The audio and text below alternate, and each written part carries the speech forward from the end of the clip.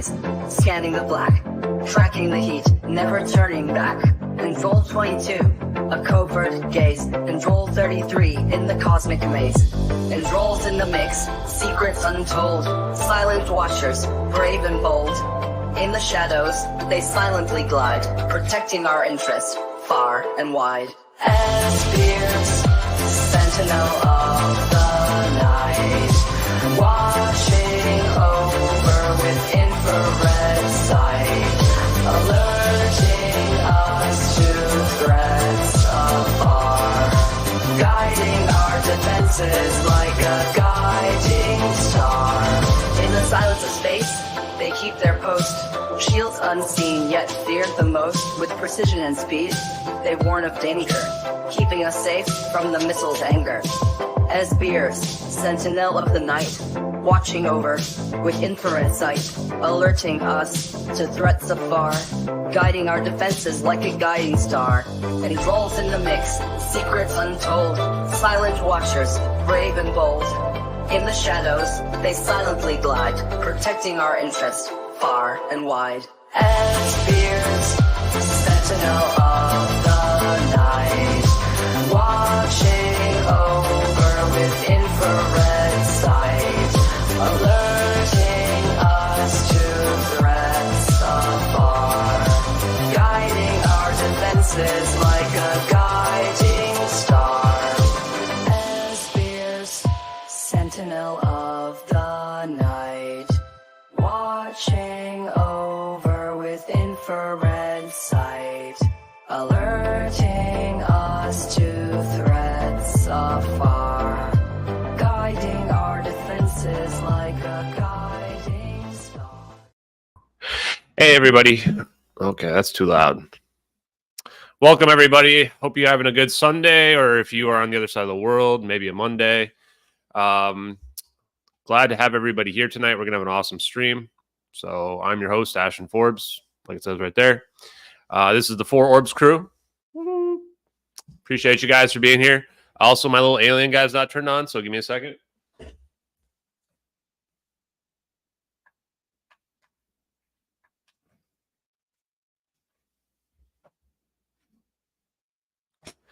Okay, we fixed that. That was vitally important. Alien guy needed to be turned on, chat. That's my good luck alien. Okay. So we got a big stream. Also, my chair's messed up. Sorry, I'm just all disheveled today, guys. Yeah, I know the sign's still not up there. Actually, I forgot. I was supposed to make my dad come over and do that today, but totally forgot. So I'm gonna have to make it happen. Why are you displaying a fake MTG set? What? Chat, some of y'all are weird. Some of y'all are weird, man. Okay. So thanks everybody for being here early on the stream. I appreciate it. I know what you guys want to talk about, so let's run down what the agenda is. God damn, man, my cords too are not. Okay. So the agenda today, chat. First things first, we're going to talk about updates of the Overunity challenge. Since, as you guys have seen, there's been quite a bit of drama. We've triggered seemingly half the electrical engineering community, which I think is funny. So we'll talk about that. We'll talk a little bit of statements related to that. We will dig into some gravity wave stuff a little bit later. But before we do that, we're going to take a look at some of these people that have been trying to criticize us. We're going to look at some of their videos, some of their debunk attempts on Overunity, just see where they're at that's out there. Yeah, and then when we dig into the gravity stuff, we're going to look at Bob Baker's. That's what's wrong. Okay. Oh, my God. We're going to look at Bob Baker's gravity wave paper that I've been discussing and talking about for the last few days. It's really good. And then we're going to show some of Salvatore Paez's equivalent work as well. There's a lot of overlaps there. So we'll dig in and maybe figure out how gravity waves work. Not really sure. At a minimum, we're going to have some better idea of how all that science works in general. Before we dig into that, I just kind of want to throw some of my thoughts out there on everything that's been going on. And So I came out with this challenge, Overunity challenge, a little while back, and the point was to try to get attention to Overunity that was out there. And as you guys have seen, there's been a lot of people who have been very dismissive and rude in general related to this. But for the people who've been out there for a while, you know that I'm 100% serious and I don't play around with respect to this. Uh, so I want to discuss some of the points that were brought up and issue a statement related to what the intentions are around it. Um, but before I do that, I think that it's just I want to speak a little bit off the cuff before I make the official recorded statement related to it. Is that I was kind of surprised that the electrical engineering community was such a shit show and a clown show full of morons. I expected it to be a little bit more serious than like the UFO debunkers, but the electrical engineering debunkers are just as absurd as the UFO debunkers are and completely devoid of all rational thought and reason. I honestly wonder if many people, even in these supposed experts of electrical engineering, these YouTubers and what have you, with like millions of followers, I honestly wonder if these people are even conscious. Like, I actually wonder at this point whether or not these people are truly conscious or if they're those robots that are just pretending to be human. It actually makes me wonder because people literally just think that we've discovered all there is with respect to science at this point, and that the laws of science say that we cannot do this. I mean, it's absolutely absurd, and the fact that they try to demand that I like adhere to their standards and whatever they want is laughable. I don't give a crap what these people think. Um, One in particular, I'm going to post up right here, right now. They deleted this post right after I saw it. But I want you guys to see it just to show you what we're dealing with in terms of like absolute morons, real quick. Um, it's mind blowing to me. I expected so much more, and funny enough, the only person that I've even had any level of respect from is Medi, who is ElectroBoom guy, and I thought he would be the most dismissive out of everybody, but it's quite the opposite. So this Voltar guy, I don't even know who this dipshit is. If your company truly achieved Overunity production, you wouldn't be doing this low effort grift, begging people like me to talk about it. Your company would be the leader in energy innovation. You would actually be doing things that matter, such as changing the world. Who the fuck is this? Voltaire, I don't even know who the hell you are, man. I've never heard of you in my whole life. As far as I can tell, you're completely irrelevant. Your picture makes you look like a complete douchebag.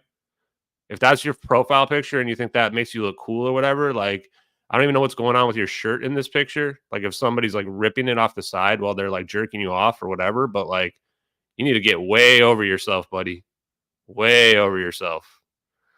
And it's a little bit weird that these people have no concept whatsoever of the playing field that we're dealing with here when it comes to suppression of this type of technology. So when I see comments like this, it does make me wonder. This is why I felt like I needed to make a follow-up post in general, because these people clearly have no idea how the world works whatsoever. So first of all, I've never heard of Voltaire ever. I think it's really absurd to assume that somebody's grifting when you have no idea who they are. I would never beg anybody, let alone whoever this loser is, to review anything. I think it's just extremely hilarious that people actually have that perception, like they think I'm begging them for anything. I don't need anybody in the electrical engineering community.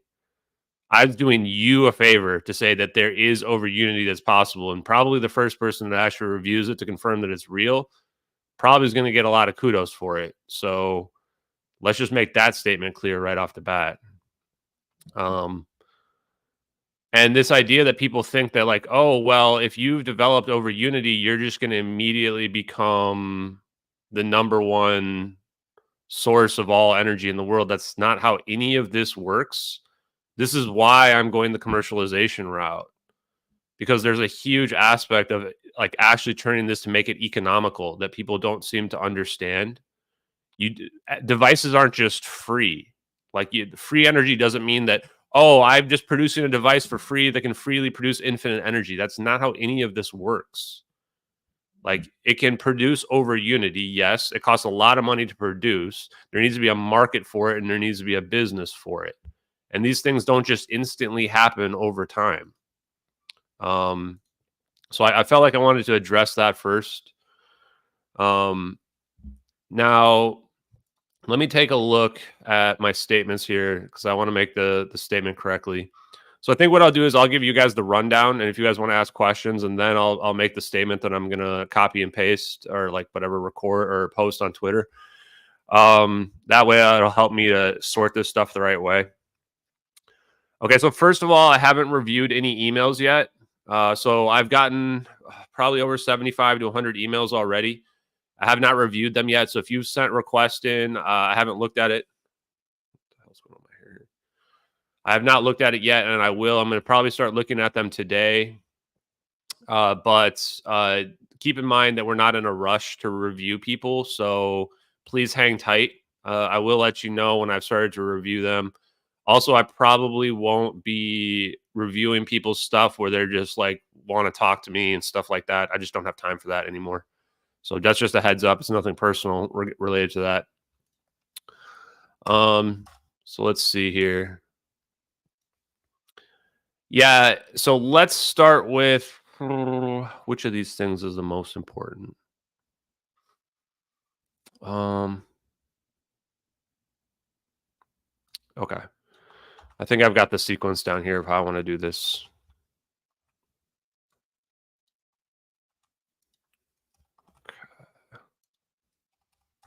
Let's try.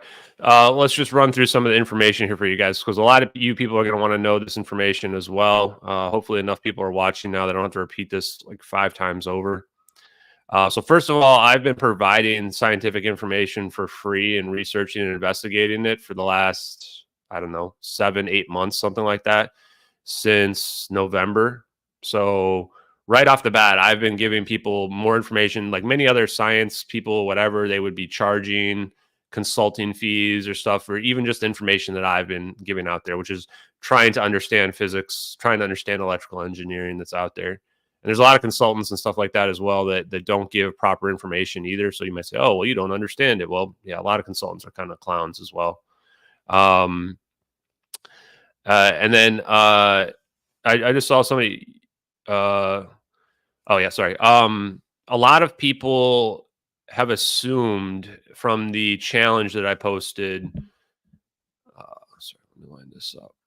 A lot of people seem to think that they know it's a trick because their preconceived notions is that it can't be real to begin with. These are the people that give me the biggest red flags. So if there's anybody out there that they think they know it can't be real, we probably won't be talking to them. We probably won't be entertaining them, and we probably won't be letting them sign an NDA. We probably won't be letting them look at the device at all. I want to actually have people that are coming into it with an open mind, as opposed to somebody that comes in thinking they know it can't be real. Because honesty is a big part of this, and if they can't be intellectually honest, then then there's no reason to talk to them. The intentions for the device are to help get these devices into a wider range of the public. Once again, these devices have already been out there. We already have over 30 devices that are out there before I got involved in this.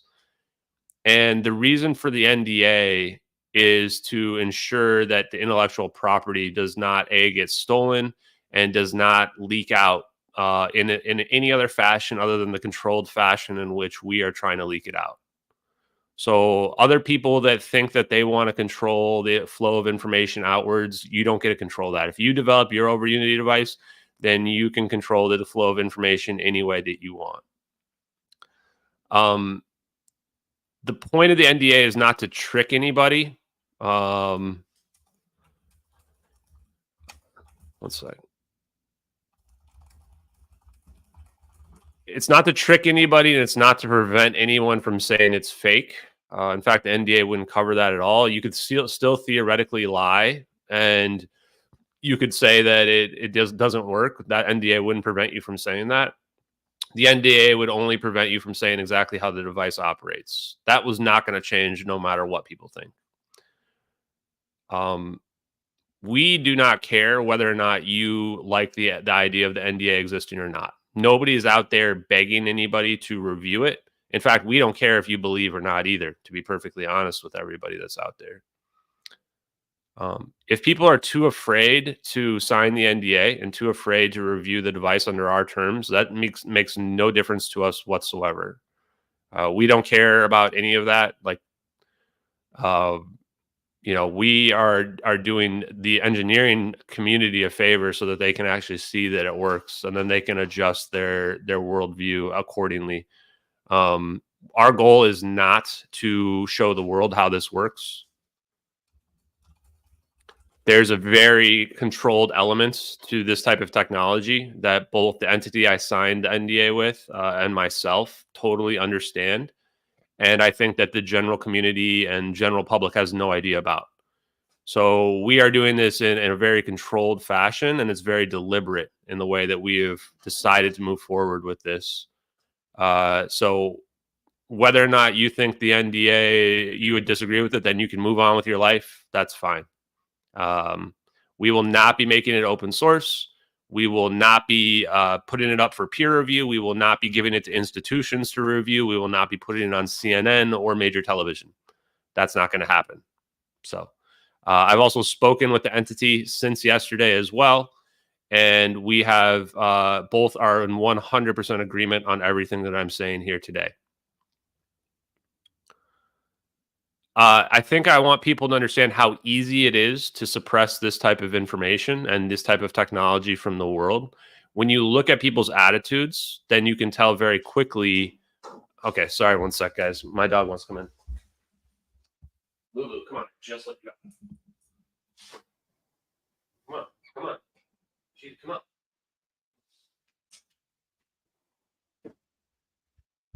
Sorry about that, guys. I was not going to sit there and listen to her bang on the door for the next couple hours. So, okay.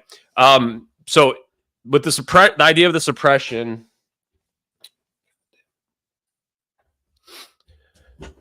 you can already tell how easy it is to suppress this type of stuff. If we had open sourced it, then you would have people claiming it doesn't work. They would be making fallacious arguments about that, that basically don't address the core of how the device operates. You would have people trying to reproduce it and failing and claiming that it doesn't work. So whether or not you understand how the suppression of this science works, again, isn't relevant to us. We don't care. We're going to do it the way that we want to do it. So I just want to make that sure that's 100% clear to people that are out there. Now, in addition to that, the reason why the NDA is out there as well is that we want to make sure that that the people that we're going to have review it and sign the NDA. For the record, if you're trolling in the chat, you're going to get banned. By the way, guys, I have no patience for it whatsoever, and I don't unban people. So just be very cautious about what you say in my chats and what you say in my replies as well. If at any point in any reply you say that I'm a scammer or a grifter, you will get immediate blocked. You will never be unblocked. That's just how it rolls with me. So I run a tight ship, as somebody else said, and I really, really don't care about how bad your feelings are hurt. And you can go make a post about how you got blocked or whatever, and then in your reply, I'll post about how you were calling names or whatever and make you look like a fool. So, just act like an adult. If you can't do that, go move on with your life. Back to the task at hand, though. There's a few more things I want to say regarding this. And sorry, I'm just trying to get my thoughts together correctly here. Yeah, so the point of the NDA is that we are looking for people that have something to lose. So the reason why we reached out to YouTubers and stuff like that is because we are not trying to have this information get posted all over CNN and on the news. We don't want actually somebody to do a full breakdown of it either. So we're not looking for people to do that. If we were looking for that, we would just open source it. So we're looking for people that have something to lose, aka large YouTube channels where they potentially make a lot of money, so that if they defy the NDA, we can sue the shit out of them and take everything that they have. Okay? So that's the reason why we're reaching those types of people. And because then when those people have to admit that it works, then we'll have an element of credibility that goes along with everything that we've already put out there. Now, if those people choose to be too afraid to sign the NDA and review an Overunity device, that essentially fulfills the same role that we're trying to achieve. Then we can sell the device and say that all the debunkers were too afraid to actually even review it. So either way, it's win-win for us. Really don't care how it ends up playing out, but that's the true reality of it. So a lot of people have actually sent me messages saying that they would be willing to sign an NDA, but I'm not interested in random people signing an NDA. We're not interested in having a bunch of people see it either, because the more people that see it, the more chance there is of the information leaking out. So once again, the only people we're really interested is somebody that has large platforms, people that have a lot to lose if they were to defy the NDA and break the NDA. Whether or not you agree or disagree with that approach, again, doesn't really matter. You're not the one that makes the decisions. We're going to do it the way that we want to do it. Doesn't matter what other people think. And for the record, like the people that are spamming shit with these fake accounts as well, you're just going to keep getting yourself banned. So, you know. Mods, if you see anybody saying anything about scams, schemes, or grifting, any of those keywords, just immediately permanently ban, please. Thanks, guys. As you can see, there's already people melting down in the replies. So we've got the MH370 videos and the free energy stuff has caused a huge amount of people to have mental breakdowns and people to lash out in ways that they never would have lashed out before, in other ways with. So it's pretty amazing, huh? Anyway. Now, we are going to show images of the input and the output. That is a plan that we're going to do. The mods should be able to ban as well. How are these people? I should have like the 5-second. Don't I not have the 5-second timer thing on for the stream? Give me just 1 second, guys. Maybe it doesn't work when I set it up through StreamYard. But let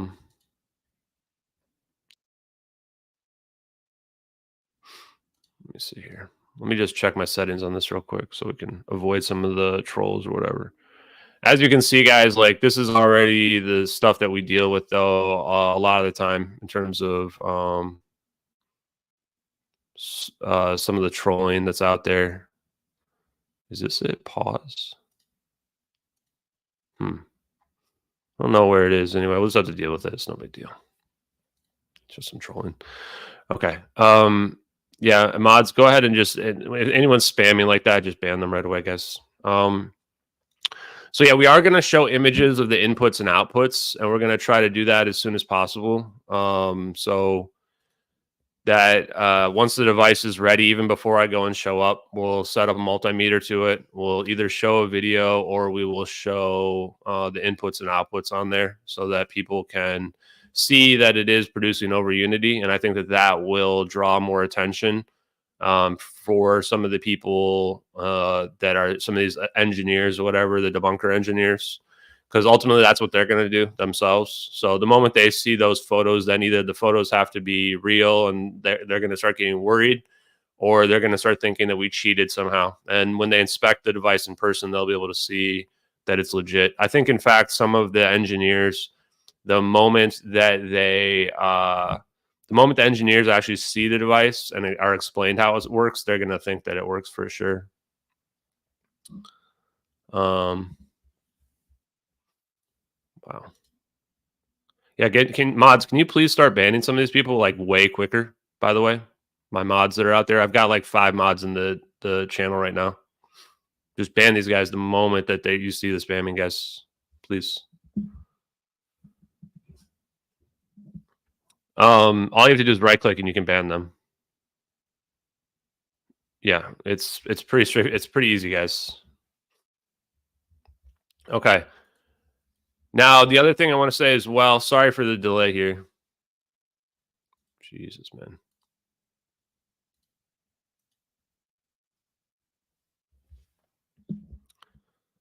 Yeah, we've got like complete nut jobs making like thousands of accounts, just spamming, using some kind of script or whatever in the chat. Super annoying right now.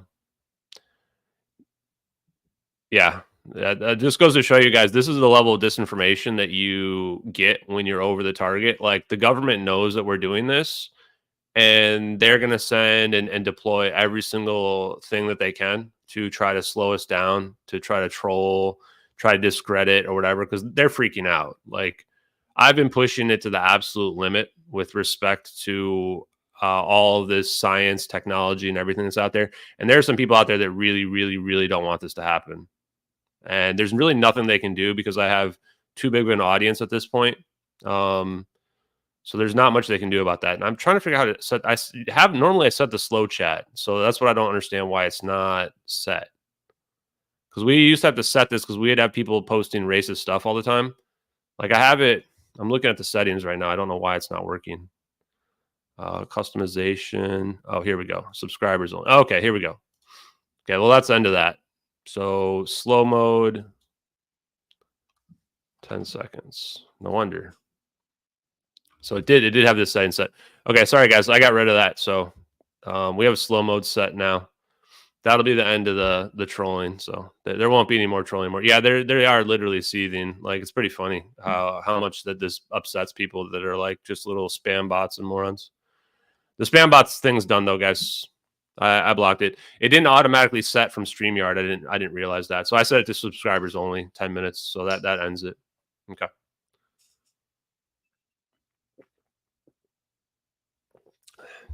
Sorry for that. Now we got that addressed. And this is why I'm glad I waited to do this. I'm going to do another recap here in a minute.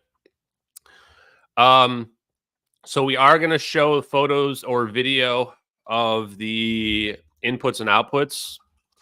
That should shut up a lot of people out there.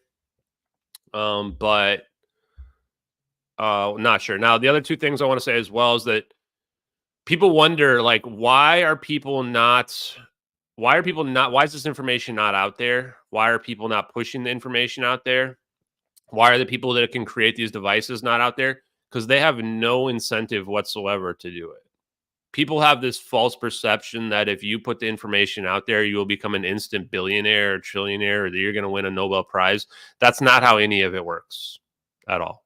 So the engineers that work in the special access programs, they get so much money that they don't care about being the person to get free energy to the world. And they don't want to deal with all the bullshit that I deal with when I, do what I've been doing here as well. And they understand the true suppression of the technology. It's not a situation where they're just going to put you on CNN. If the world was fair, the moment I started making the announcement about free energy, every media station in the United States would be reaching out to me to talk to me about it, to figure out how it works. Instead, zero did, just like with MH370. And that's how I've learned how the suppression works, is the United States government completely controls all of the world's media. And they control the perception of events and everything. They're the ultimate gatekeepers. And then they have YouTubers as well, where they will falsely debunk content as well, which is why we're going to force the NDA and why that's not going to change.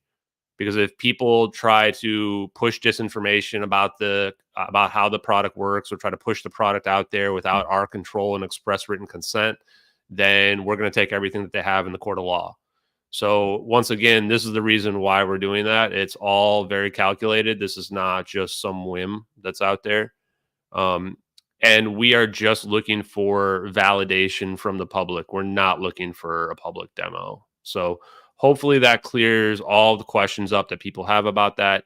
There is absolutely no excuse whatsoever for anybody who claims to be an electrical engineering debunker, who claims that it's impossible to have a Overunity device, for them to be afraid of this claim. I've posted images of the NDA portions in question. The only thing they can't do is they can't say exactly how the device works. Doesn't restrict them from saying that it doesn't work. Not at all. And I've already gone ahead and said that there's no secret batteries powering the device as well. So if that were to be false, they would be able to say so as well. So once again, no tricks, nothing else out there. No reason. Anybody that shies away from it, you should assume that it's because they're afraid that it's actually real and that they're not going to be able to do anything about it. And part of the problem here as well is that some of these debunkers, for example, they've made their whole careers off of debunking like fake free energy devices and things like that. And if it were to turn out that it's actually real, then it looks terrible for them. Their credibility is permanently shot, and basically their whole careers are essentially over as well. Now, I think they could pivot to actually doing something useful instead of debunking. Maybe they could help come up with new inventions for Overunity. But that's ultimately what it comes down to. We are very confident that there's not going to be any, at least not any easy way to debunk the device. And hopefully after we show the images of the voltmeters, the multimeters that show the inputs and outputs for the wattages, that will put that to bed. But we'll see. Okay. Yeah, it's a lot like fact checkers. You guys have seen how fact checkers work, right? Like fact checking has become a complete fraud where like they just take something completely out of context and then they'll say, well, this proves that it's fake. That's the exact same thing debunkers do. That's the same thing that some of these debunker engineers do as well. And this is why like a lot of them didn't understand how power works, is that they misconstrued the arguments and claims. And that's why Vertasium had to come back and do a second video showing that power doesn't flow through wires, because people just literally can't comprehend stuff that they've been told that it's not supposed to work that way. Nothing's impossible to debunk, because one example was I was just watching a debunk of the thunderstorm generator. And the main claims of the thunderstorm generator is that it produces no emissions. Essentially, it reduces emissions by like 90 to 99%. But the person who was debunking it instead tried to debunk the claim that it was producing Overunity. And then they claimed that it was debunked because of that claim. So it actually, pretty much no matter what, like fact checkers, if you watch fact checkers, they'll always find a way to claim something is fake. And once, I don't know about the courts. The situation here doesn't have anything to do with whether or not the device works. So if they disclose how the device works, or if they make a video showing the device or images from the device, then that's going to be what the NDA would cover. Seems pretty straightforward. So, I mean, it's still a risk to be able to do that, but I think it's I think it's still a good move to make. Okay, let me think here.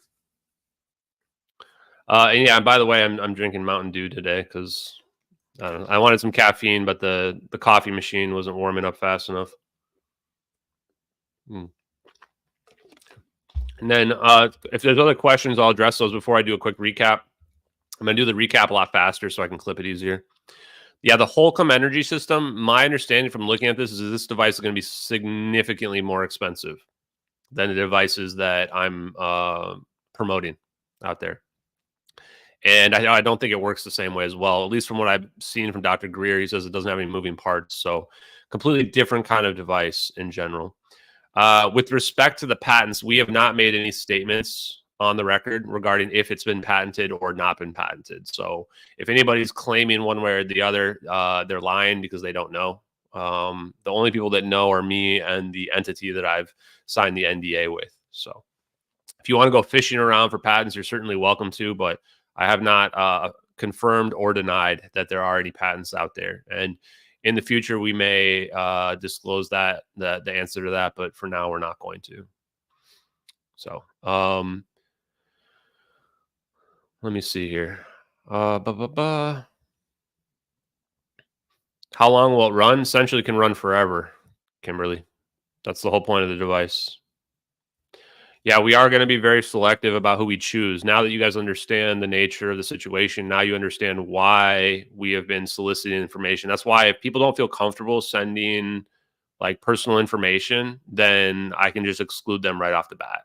Like we're basically going to be looking for people that have something to lose or that we can trust that will be quiet about the device. That's just the true reality of it, because we're already teetering the line with pushing it the way that we have. Like we are literally pushing this technology as far as you can push it publicly without getting significant pushback. And the hope, as I've said before, at least my hope personally, is that we'll get to a point where enough people have the devices out there that know the technology is real, that we won't have to worry about the pushback anymore. And then when that day comes, then maybe we will have $1 billion business. But Until that day comes, everything is in extreme amounts of jeopardy. I actually don't know how much the Holcomb generator costs, but looking at it, I would guarantee that it's much more expensive. Now, if you guys want to double check and contact the Holcomb company or whatever, I would be curious to know exactly how much it costs. One of the big things too, you guys have probably also seen a lot of people in the replies claiming that they have a product or whatever. I think almost none of those people have actually produced their product, and that's a huge difference.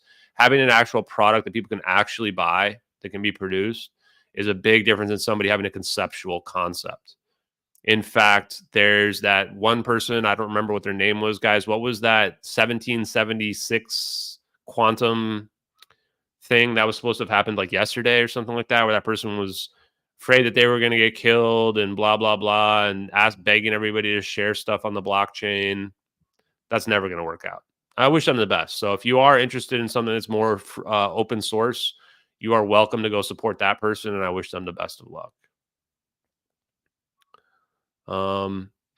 So if you are interested, once again, so I've now that I've given you guys the lay of the land with this, and now you know why we're being selective about it and why I don't really care whether or not debunkers pick up the challenge or not.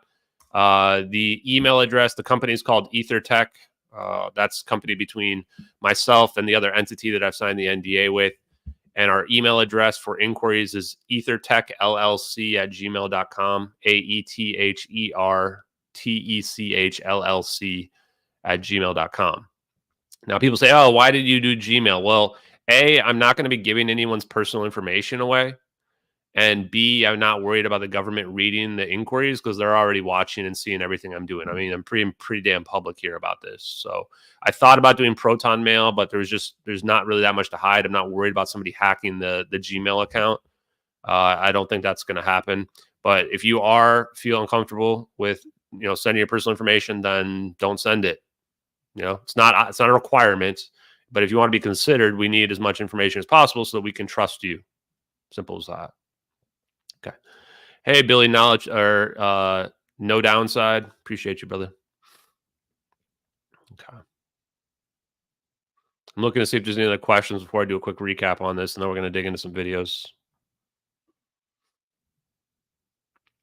Howard Johnson motor. Yeah, I think there's a lot of ones that are based on magnets that are out there. Yeah, Bearden left us too early, man. Feels bad. But yeah, there was one. I saw this ECAT. People linked a lot of stuff out there, guys. But it wouldn't surprise me if some of this stuff works. But the challenge is a lot more than just finding a device that works. Finding a device that you can market, because the devices aren't free. Simple as that. Even if you give it away for free, so what? Are people going to start producing them themselves? Is everybody out there an electrical engineer? Of course not. People really just don't understand how economics works and business works. Like, exchange of goods and services for money is like how all markets work.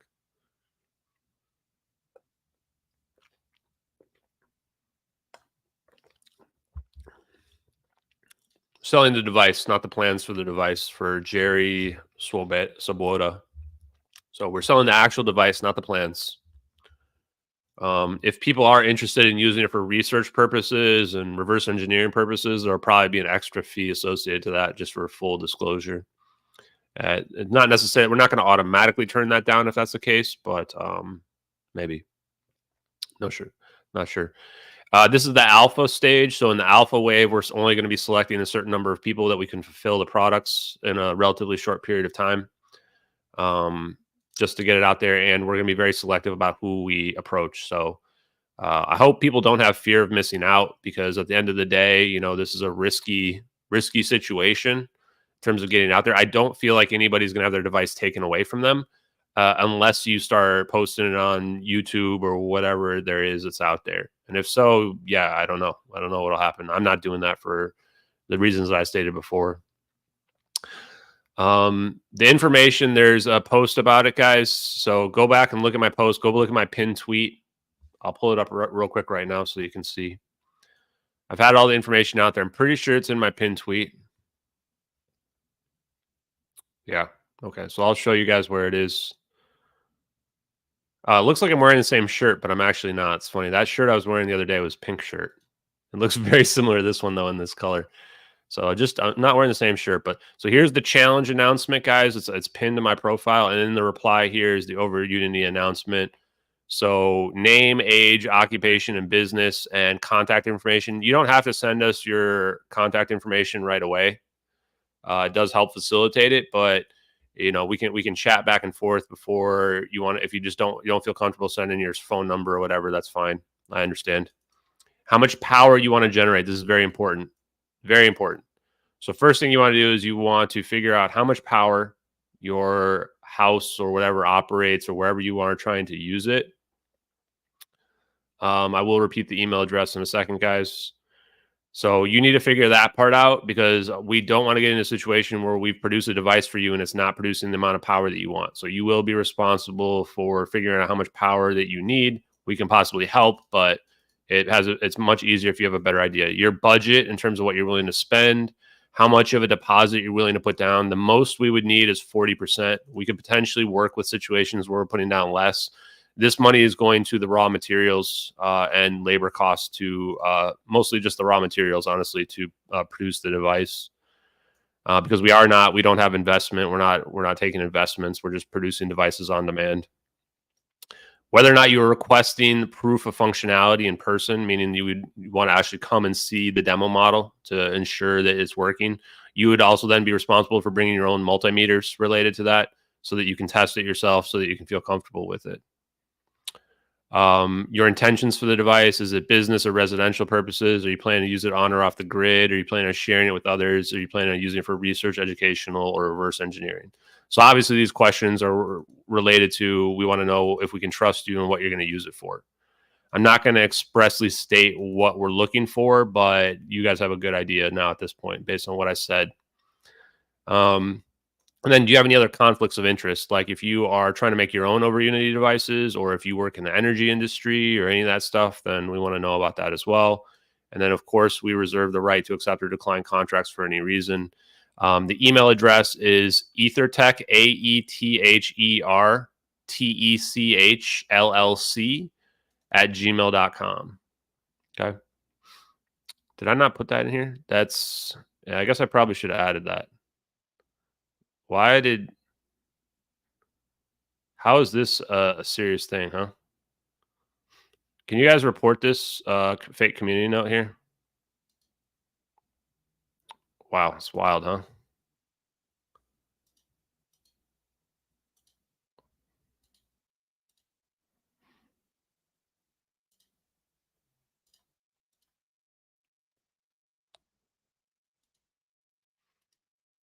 Okay. That's pretty funny. They added a. Can you guys? I'm gonna make a post about that community note. By the way, make sure you report that community note so they get permanently banned from the platform. Um, it's absolutely insane, huh?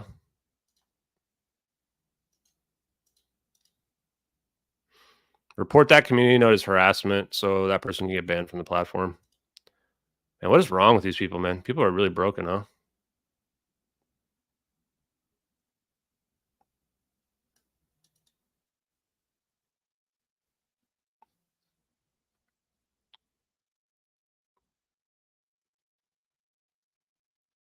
Yeah. So I'm gonna make a quick post so we can get this person banned from the platform.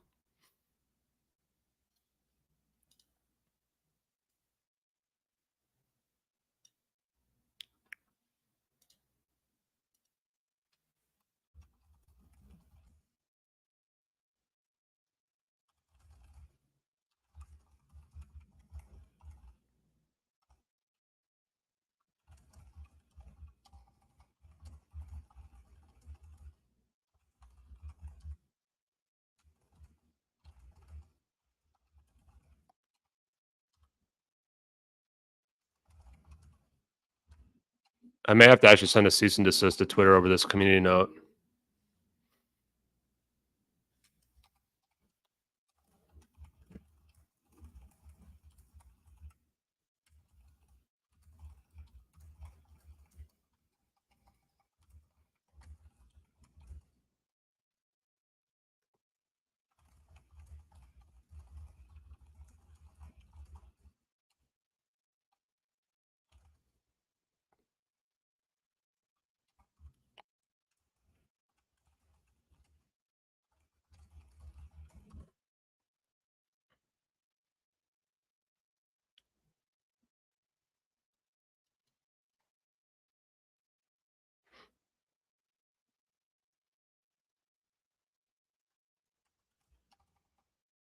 Okay, let me just see here.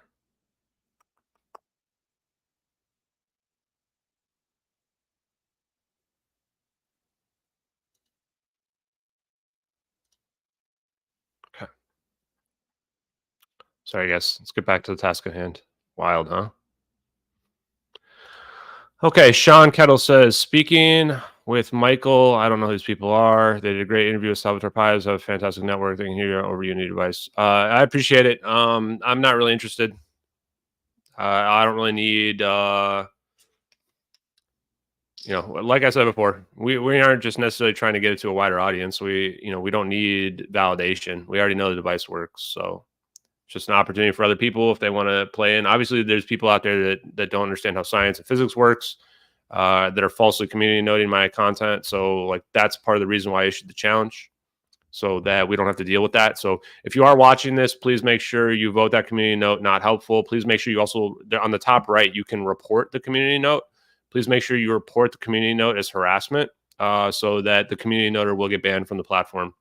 I'm kind of tired of all these fake community notes being posted on my stuff. Like we've broken the minds of like idiot Redditors and fake physicists and fake engineers.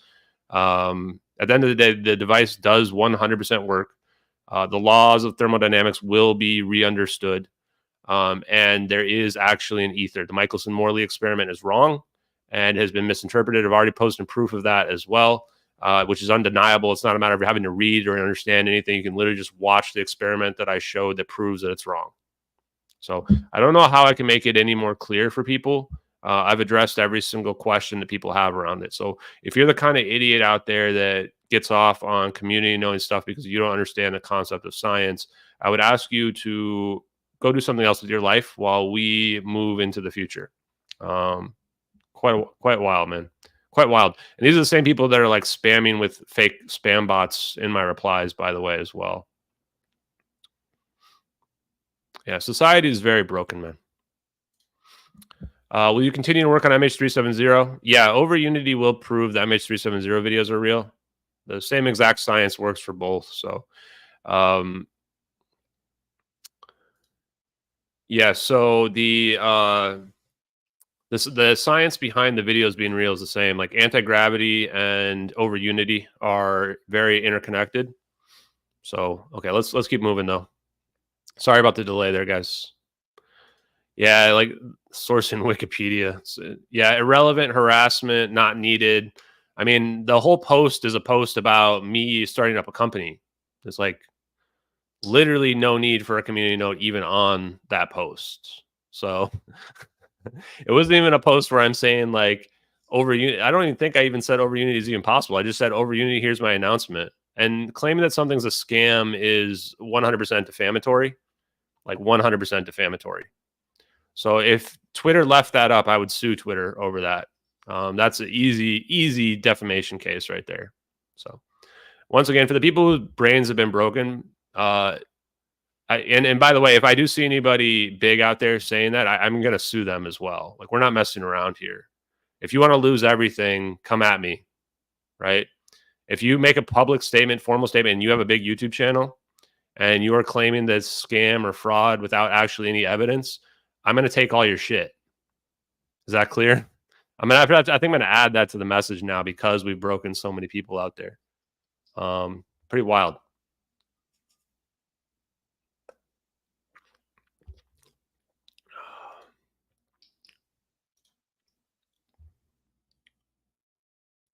Yeah, if I see it happen again, the first thing I'll do is send a cease and desist to Twitter. Elon Musk will remove it 100%. He's already removed. For the record, people have been watching. They did this with my MH370 stuff as well in the videos when they had millions of views, and Elon Musk got all the community notes removed. So Elon Musk knows that my account is under attack by disinformation, and he's been getting their stuff removed for me. So I appreciate him doing that. There's a lot of mentally ill people out there that are having a hard time with reality.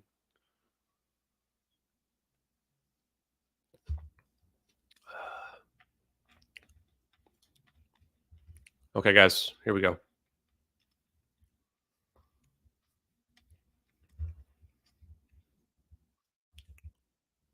What questions do you guys? You know what? Yeah, Salam, I'm putting you in timeout as well. I've already, if you, this isn't one to talk about the device. Like I've already done other streams on that. I've just given you guys a follow up. So if you want to know how the device works, check out my last stream where I talked about it, went through all the details of it. I'm not going to repeat it every single time. There's a lot of questions. Appreciate it. Why isn't Elon investing? I don't know, guys. I'm not. We're not looking for investors, so we'll see how that plays out later on. Is the other part too. Okay, I'm going to repeat what I just said for the record here, guys, and then we're going to move on to some of the videos. Sorry, it took you a minute to get through this. It's going to be kind of a longer stream. And if you've been watching at home, you know, I apologize. We are going to dig into some of this. Okay. Let me just think here. So once again, the email is ethertechllc@gmail.com if you want to check it out.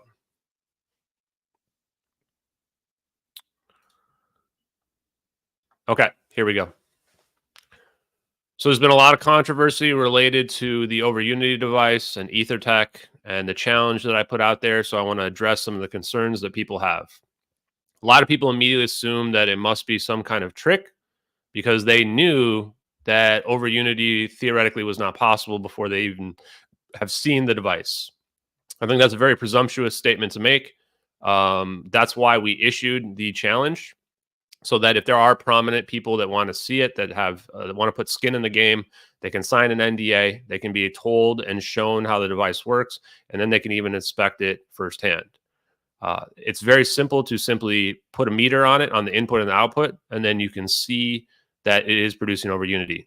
We will be issuing photos and potentially video of these readings that will show that the device is producing Overunity, just to show that there is no scam at play, and potentially entice people who are hesitant to sign the NDA and review for themselves. The intentions for this device, as I've said, it's already had 30 products have already been sold and are out there right now. The intention for the NDA is to ensure that we have control over the rollout strategy related to it. We are not looking for anybody to show this on national television or on their YouTube channels. We are simply looking for validation from the public so that people begin to realize what type of science is actually possible. This is not a trick. The NDA is not meant to prevent people from saying it's fake. In fact, the NDA doesn't have any restrictions about people's opinions on the device. The NDA only prevents people from saying exactly how the device functions. If people are too afraid to sign the NDA and review it, it doesn't matter to me at all. We don't care. We already have a working product that's already been sold and will continue to be sold. We're just giving this opportunity to the electrical engineering community so that they can get up to speed with the science that we've already been working with. I hope that the reaction that people have seen shows how easy it is to suppress this type of science. Many people aren't even willing to look at it. They believe in their minds, because of how they've been incorrectly taught, that this science can't be possible. And we are going to end up having to reimagine the laws of thermodynamics and have an open system that will then allow for Overunity to be possible. And that's what we were hoping to show with the Overunity challenge that stands and still out there. The NDA and the challenge is not just for every single person out there. I wish we could do that, but we are trying to control the flow of information and minimize the amount of leaks about how the device works. So this is why we've tried to target and limit it to people that would potentially have something to lose if they were to break the NDA. And like I said, one more time, we are going to end up showing pictures and or video of multimeters showing the watts in and the watts out so that people can see that it is producing Overunity. And then I will go in person so that you can see me next to the device doing the same thing as well. I also want to say that there is no incentive for the people that know these devices are real to come out and explain how they work. Many people actually know, but a lot of them are working in private labs and are getting paid ludicrous sums of money, and they have NDAs themselves where they can't speak about it. That's the difference between me and a lot of the people and the engineers who know this stuff is possible. This is not a situation where whoever figures this out is going to win a Nobel Prize or all of a sudden become a billionaire, trillionaire. Some people have claimed. Those people don't really know how the real world works, and they don't know how economics works either. These devices are not free. There is a certain business and commercialization aspect to it that needs to be done properly in order for the devices to get to the market. So thank you very much for those who are interested. And if you are interested and you believe that you have a platform and you are interested in the challenge and you want to sign the NDA and potentially an agreement that if you are convinced that the device works, that you will post on your platform that you have reviewed this device and that you believe that Overunity is possible, we are interested in that. But once again, we are going to be selective. So thank you. Okay, there we go, guys. Sorry it took so long. I'm going to post that 55 minutes. I'll cut that later. Okay, guys, let's dig into some of this now. The private lab jobs, those are like your special access programs, your government engineer jobs. What I can say related to that is that it doesn't matter what your education is. They don't want people like when they see the people that are like the debunkers that think they're super smart or whatever, those are the last people in the world they're going to hire. They want to hire people that can see through the bullshit, that can see what is actually possible. And that's why, your pedigree, your PhDs or whatever, people think that like the Neil deGrasse Tysons of the world would be the ones that like would get access to special access programs. That's the literal opposite is true. Those are the last people that they want. They want people who are discreet. They want people who are going to be quiet and shut the hell up. And they want people that understand the real science. And we're going to dig into some of that tonight. So if you are interested, hang tight. After we review some of these videos, we'll dig into that. Now, one person says, why haven't you done a simple demonstration? Because the demo device is not done yet. So once the demo device is done and is ready to go, then I'm going to fly out there.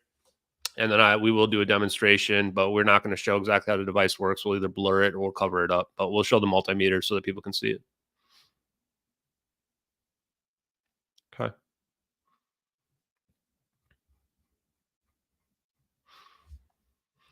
Okay, I want to dig, and we're not going to spend too much time on this because we wasted a bunch of time with this community note bullshit just now.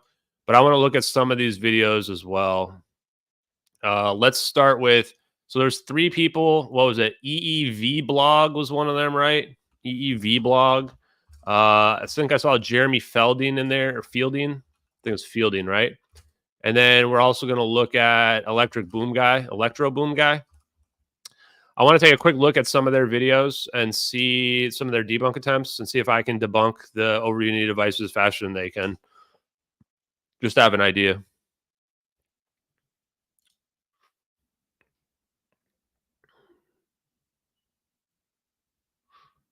Yeah, so once again, I mean, you guys are making me repeat myself a lot, but the whole point of the NDA is so that you can then see how the device works, but not until after you sign the NDA that says you're not going to say how it works. So this is never going to go away, no matter how much people want it to. We have a strategy, and we're going to stick with it. So whether or not people agree, disagree, really doesn't matter, man. Okay. No, the venture is not a trick, but I do wonder that myself. I mean, when things seem too good to be true, you certainly, of course, are going to have doubts, but you'll understand more, guys. When more information comes out, you guys will understand why I've chosen this. Be careful of blurring. Yeah, I agree. Maybe I have to be worried about it.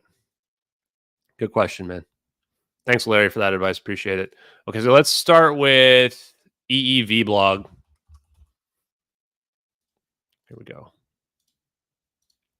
And then we're going to dig into the science. Then we're going to dig into the gravity wave stuff. The gravity wave stuff's going to be good. eevblog is ruthless. eevblog has already basically dodged it. He got clowned on Twitter the last 2 days. Pretty embarrassing, man. He got ratioed. He acted like a complete douchebag. This guy's like an Australian as well. He's like Crocodile Dundee for electrical engineers. Oi, that's a knife. You think that's a knife? No, this is a knife. Wait, where's my spoon? This is a knife. Oi. Australians, man. So right away, one thing I noticed about this dude is that he's got almost 1 million subscribers. But I went and checked his videos out. Let me make this a little bit bigger. Can you guys see this? Oi, crikey. Like, we gotta like send Australians back to their Like, I don't know. I'm not going to be that mean to this guy. He only his stuff only has like 20 to 40,000 views, and he's got 1 million subscribers. This is more suspicious than many other videos I've seen. So maybe like I looked through some of his stuff and seemed like his content was not getting a large amount of views compared to how many subscribers he has. But maybe it's just like his shine has faded. I'm not really sure. Felt like he should have way more. I mean, I have 30,000. I have less than 30,000 subs, and my content gets like 2 to 10,000 views for just random live streams. So, okay, I'm going to answer one more question on the strategy. Why not show how the device works? So once again, the reason why we're not showing how the device works, this is very disruptive technology. And this is the type of situation where it's more complex than what people imagine it to be. A lot of people's mindset is, well, if you just show how it works, then CNN will pick up on it and everybody will pick up on it and you'll become famous. That's not really how it works in general. So that's the reason why. We are trying to get it out there to more people, but it is going to be very controlled. Okay. So let's see real quick. Is there a way to search like just his videos? I want to see if he has like debunk videos. Here we go. Road-based energy, busted. I'm guessing, does he have anything about free energy that we can take a quick look at?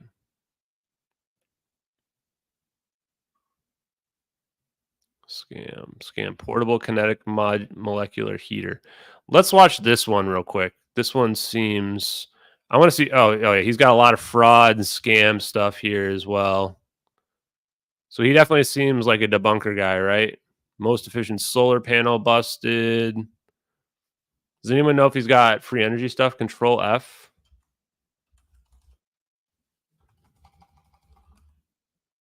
Scam. Busted. Yeah. So I don't know.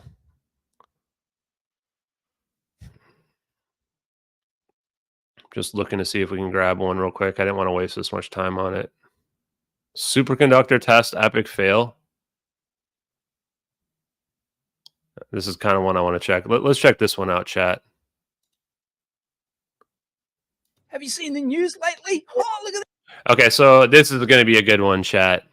So I can already tell that this guy's a fucking moron, right? I can already tell right away this guy's a complete moron. So before I even do that, guys, let's go. Actually, no, let's listen to what he has to Look at this. Scientist heralds superconductor breakthrough. Claims LK99 material opens a new era for humankind. Look at this. Scientists claim they found the holy grail of superconductor. So right away, guys, you can, if you don't understand why we're not going open source and why we're not just showing the device, like look at this dipshit.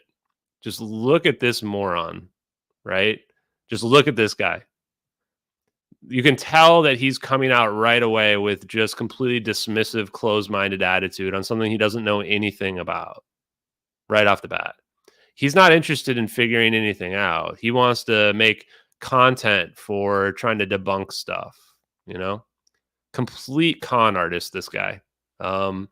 And this is just like what a lot of these YouTubers are as well. Like a superconductor at room temperature. With this sniveling tone here. This is the guy that was trying to dunk on me, guys, earlier today. Called LK99. Oh, it's all happening. The LK99 superconductor would be a leap forward for computing. And yeah, this is like your typical, like this dude wore like 5 masks during COVID and probably got as many booster shots as he could possibly get. I'm sure that the government loved him. Just complete clown, dude. Understanding of material science. What? I'm going to show you how easy it is to debunk the debunker here in just a second as well. Oh, everyone's talking about it. This would be an absolute game changer. Some South Korean center, and they claim to have cracked it, and they've got video evidence of it. So do you think they've really cracked it, or? Okay, so they've got video evidence of it. Let's skip and show the video evidence real quick as well. So here's the video evidence. Here's LK99. Let's see if he shows this video that I'm going to show. Here's a video. This is a rock floating suspended over a magnet. This is a rock showing suspended over a magnet. So you don't need scientific papers. You don't need anything. You can just literally use your eyes and look at what you're looking at right here. And you can just take a loop. They literally take a loop. You can see there's flux pinning going on right here. It's very clear. The magnet's on the side of it. They prove that this is an actual magnet. They put a loop around it as well, just to ensure that there's no strings. And then they go and show you the screw. And you can tell this is a very small piece as well, because we can see the size of the screw that they use over here on the left. So when people come in with this types of dismissive tones, you can already tell they're not a serious person. And this is why, like, I would never even ask. Like, if I check this person's blog and there's somebody who wants to sign the NDA, I would never allow it anyway. I'm not interested in some dipshit like this reviewing the thing. Especially if they don't even understand, like, the whole concept of LK99. And so I can already tell exactly what he's going to do here. Is that, oh, it's low resistance, but it's not zero. That means it's been debunked, because this was how the fake disinformation was pushed against LK99.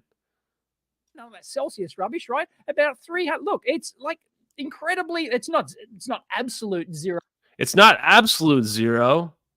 I mean, it's basically on zero right here, right? Resistance, but it's right. It's right down there, like 2 to the times 10 to the power of minus 2 to the 10 to the power of minus 4. Yeah, that's a pretty damn low number. Even I can figure that out. That's 4 zeros in front of 0.00000. And that's this level right here. We're down here at, like, essentially negligible amounts. 4. So it looks like we're not actually talking zero resistance here. We're talking like this is, here we go, ohms per square centimeter. So this is resistive density 2 times. It's crazy to me that somebody could look at a number that's 0.00002, and that's where this line is. So way, way lower than that, and then not be excited. Not at least just be excited about it. You know? 10 to the power of minus 4. I'm going to eyeball that and say that's about half. That's about 50 micro ohms, right? Per square centimeter, which is really low, right? And then it jumps up, right? At 370 Kelvin. Here it jumps up and it's no longer a superconductor. Basically, it loses it. But 370 Kelvin is like 96 degrees. It's basically like, you know, from like right up to 100 degrees Celsius. It is superconductor. The test currents are only like 50, 70 milliamps here. So, you know, it's not big energy stuff. Deal is. So here's their various patents that they got. And like this is in Scientific American. It attracted more scrutiny than optimism. From scientists look with suspicion on another study of room temperature semiconductors. So if your initial thought was, yeah, nah, there's something wrong with this, because really, like, you've just got to. So basically, I haven't seen him say anything factual yet. Now, I'm skipping ahead, but now I can already tell that he's just going to, like, interesting engineering, and he's getting his opinions told to him by random bloggers now. Like, he hasn't done any experiments. He hasn't made any factual. He's just been snide and dismissive, and he hasn't actually done any science whatsoever on this. It looks like he's just going to rant on and on about Alex Kaplan here.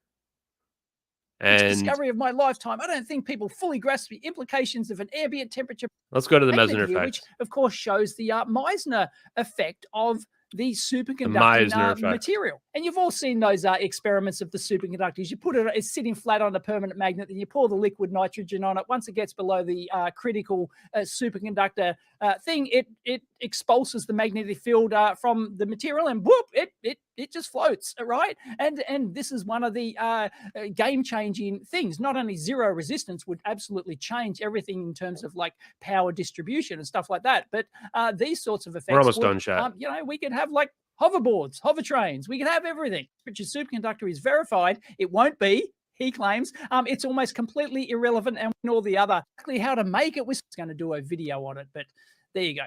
Yeah, so they tell you exactly how to make it with some copper and lead and stuff. So here's the thing too, where if you gave him the video, if you gave him how to produce an Overunity device, he's going to, first of all, just ridicule it without looking at it. And then he's going to reproduce it incorrectly and then claim that it doesn't work. We can tell right away that's what this guy's going to do, right? And what is this crap? A thing. And look, right. That's not what's going on here at all. So this guy's obviously an idiot, right? because there's no strings tied to what we're talking about here. Like, yes, showing magnetism is not the same as the Meissner effects. Put their LK99 material on. Take a copper and that creates a magnetic string, and let's give it a go. Will our copper... So he's already got a string here, right? So we can already tell, like, this was one of the worst reviews we've ever seen right here. Like, this is a string connected to it right here. So now if I just, once again, I'm going to show you guys one more time. This was the LK99 video, okay? This is, I only saw 2 LK99 videos. Neither of them were the ones that he showed. If he wants to debunk LK99, have him debunk this video. So this is probably why he only has like 10,000 whatever views on his content that's out there, because he's obviously not a very serious person. There you go. Yeah, no, we're done viewing him. We're going to the next one now. We don't need debates. I didn't even ever challenge him. He just decided to butt in for no reason. So decided we were going to review him. I just want you guys to fully understand why we're not going open source. LK99 is a good example. There's no strings on this, guys. There's no strings here. Okay. Now let's go to the next person. Next, we're going to look at Jeremy Felding. Now, Jeremy Felding's, I already know. I have a video that I've looked at before, or Fielding. Sorry, Jeremy. And I have nothing against Fielding. He also has almost 1 million viewers on his stuff. So let's pull this up.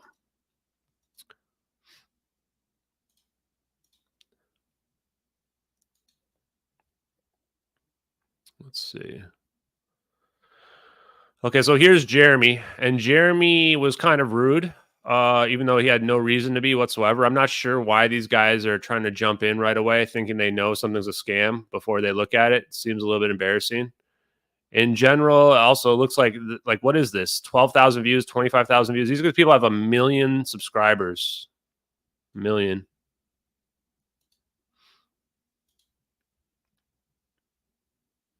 Okay. Here we go. Building and reviewing free energy generators on YouTube. Here you go. This looks like a good one to take a look at. Actually had to disconnect this. So I can already tell when I look at this device that if it's just a motor, as simple as this, it doesn't matter. It's never gonna work correctly, because you're not gonna be able to get Overunity out of it in order for it to run perpetually like this. The issue with these devices is they will run perpetually, potentially, or close to perpetually, if there's no load attached to them. But the moment you attach any type of load to it, it's going to slow down. So let's take a look. Explaining and running the test device. Let's listen to this part. This to indicate whether there is power or not. So obviously it should light up if this thing works. In the video at this point, all he does is crank this. So the person clearly the way that this worked was that he cranked the device to get it going. And the device that we are promoting does need to be initially plugged in. You have to get it going. But once it gets going, then it does produce Overunity and pulls the power, the excess power back into the system to allow it to continually flow and to continually run. Synchronous AC motor here. Want to create in the whole every month. However you decide to. Okay, well, now we have random advertisements in the middle. Let's go here. So this is basically just a flywheel, I think is what it is. Let's take a look. 6 or 7 RPM. No, it's even slower than that. 4 RPM. And so if I can spin it briefly faster than 4 RPM, then I should get the corresponding voltage, which is 220 volts. I'll get 220 volts to show on the meter. The light will come on briefly, and that's what I expected to happen. What actually happened was nothing happened. Real quick, they are D-Dave. I think you were the guy who was in the Twitter thing. They're not impossible. You're going to find out that they're real. Just means that certain configurations are not possible, but Overunity is 100% possible. It does not need to be recharged in an outlet. It's not how the device works. It only needs to have an initial charge so that it starts running. Because when I turned this, that power wasn't just going to the light. It was going through my multimeter. It was going through both of these coils, the most important part of the induction motor. And he took this part out. Without this, this is just a huge coil of wire. It's not actually doing anything. It's the relative motion between the AC current flowing through these wires and this. Joe says nothing happened because he used the wrong alloy in the middle of the rod. That's possible. I don't know. These aluminum bars that go around this. I have a whole video just on this called. Somebody said, how do you stop it then? The answer is that you stop having it feed back the power in from the output into the input.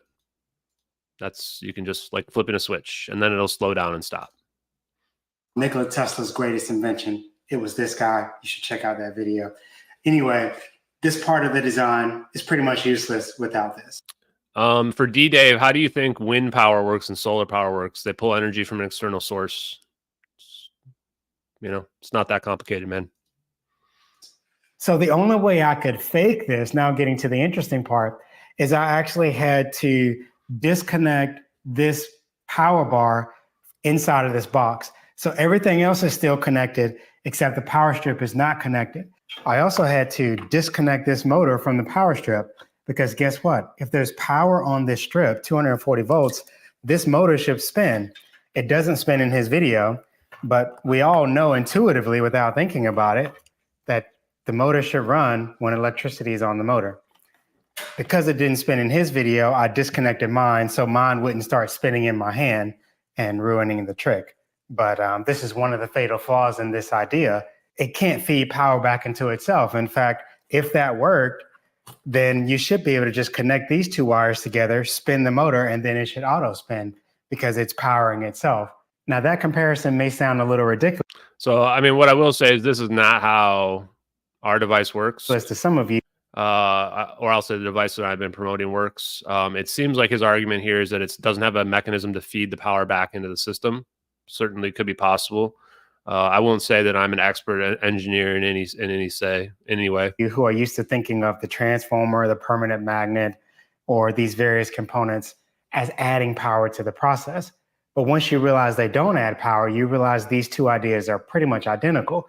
In fact, all you've done is add an extra long cable in between and wasted a little bit of the energy in the process. So I would argue that shorting the wire across there is actually smarter than adding another device in between. Okay, Pick one of the other plugs and let it serve double duty. Let the cable hang off of the table, and where it's hanging off the table, I could splice in a power cable. There's so many ways, or vice versa. They can add the item, shoot all the footage, take it out. So now basically he's just thinking that people are doing movie magic to it. And this is why I challenge Jeremy here to sign the NDA. Because once Jeremy here sees how it works, he's going to probably know that it's legit. And then at that point, he can come and inspect it himself. And so that's the point here, so that people like Jeremy can realize that this technology is possible and that his understanding is extremely flawed. And just because he's seen something not work a bunch of times doesn't mean that it can't work in the future. I think that's very important. And then record more footage of. Yeah, I actually thought he would be a good candidate because I think that he's somebody that comes off as somewhat honest compared to the last guy. The eevblog guy, we would never talk to him. He's a complete moron. This guy, at least Jeremy, seems to come off as an honest, and we're just looking for an honest, an honest analysis of it empty. But you don't know what order these things were shot in. One of my favorite examples of this is Zach King. He is amazing at visual effects. Okay, so yeah, now he's talking about movie magic. Let's see this. You buy bottled water. Bottled water is a $1 billion industry. And so this is a good, actually, I remember this part. This is actually really good because this is a situation where people need to realize that even though water is free, you still buy bottled water. It's a $1 billion industry, maybe even more than billion. And guess what? Water is essentially free and readily available in a lot of places. But we pay for it because of the packaging. You are going to tell me that you wouldn't buy. You pay for it because of the packaging. So this is really important, guys. Like, this is why free energy is not free. Buy a free energy device? You're going to tell me that you wouldn't pay a maintenance fee to keep your free energy device working? Come on now. To me, that doesn't make sense. Even at the government level, here in the United States, probably in most countries, but at least in the United States, I pay hundreds of dollars a year for a little sticker that they put on my car that gives me the privilege to drive on the road, a road I paid for with tax dollars. So anyway, I'm not going to go more, but this was actually why I liked him initially, because when he says this thing about the economics, he at least understands the economics off of it in general. And guys, I don't mind these people making money off their debunker stuff. I think that if you got a grift out there and your grift is trying to prove other people's stuff is fake, go nuts, man. I really don't care. That's not what I would ever do with my life, but if that's what other people want to do, that's cool.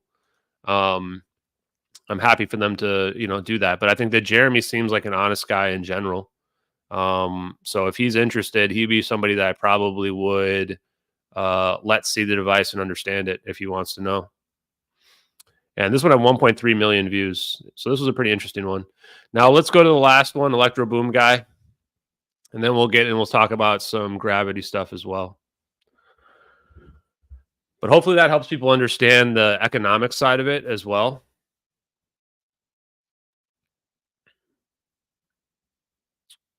Yeah, a lot of this, like, I want people to understand the real issues with this, which goes far beyond just open sourcing it. It's a matter of producing it, not getting it suppressed, making it economical. All of these are challenges. It's not a single faceted situation. And then probably the biggest challenge is that people just don't believe it's possible. Like, as we've seen, even Jeremy right there, he came in the replies thinking it must be some kind of scam. What's the scam that I'm pulling, guys? Well, what exactly do these guys think that the scam is? Like, I've said that you will have assurances. You can come see the device for yourself. What more do people want? Oh, I want you to tell the public. Well, you know what? Intellectual property ain't free, guys. Sorry. I feel like I've been very fair about the agreements that we put forth related to this.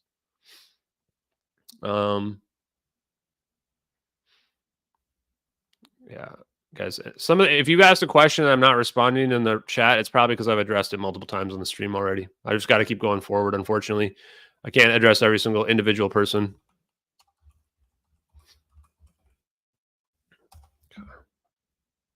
Again, just in case I didn't say it, with respect to the pictures for the input and output, I don't have a time frame on that just yet. Probably in the next few weeks.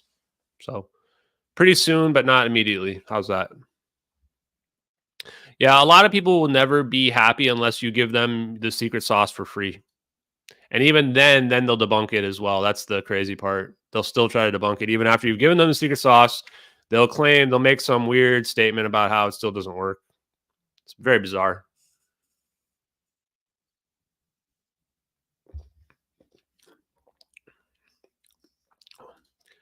Stripo Pyro has allegedly been told Overunity and free energy isn't possible. Well, what does that mean? A lot of people have been told it's not, and told to think that it's not possible. Absolutely is, though. Absolutely is.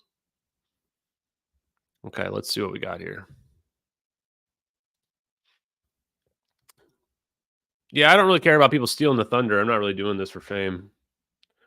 The funny part was, oh, wow, thank you, Christy. I guess Christy just sent me a $50 donation. Wow, on Cash App.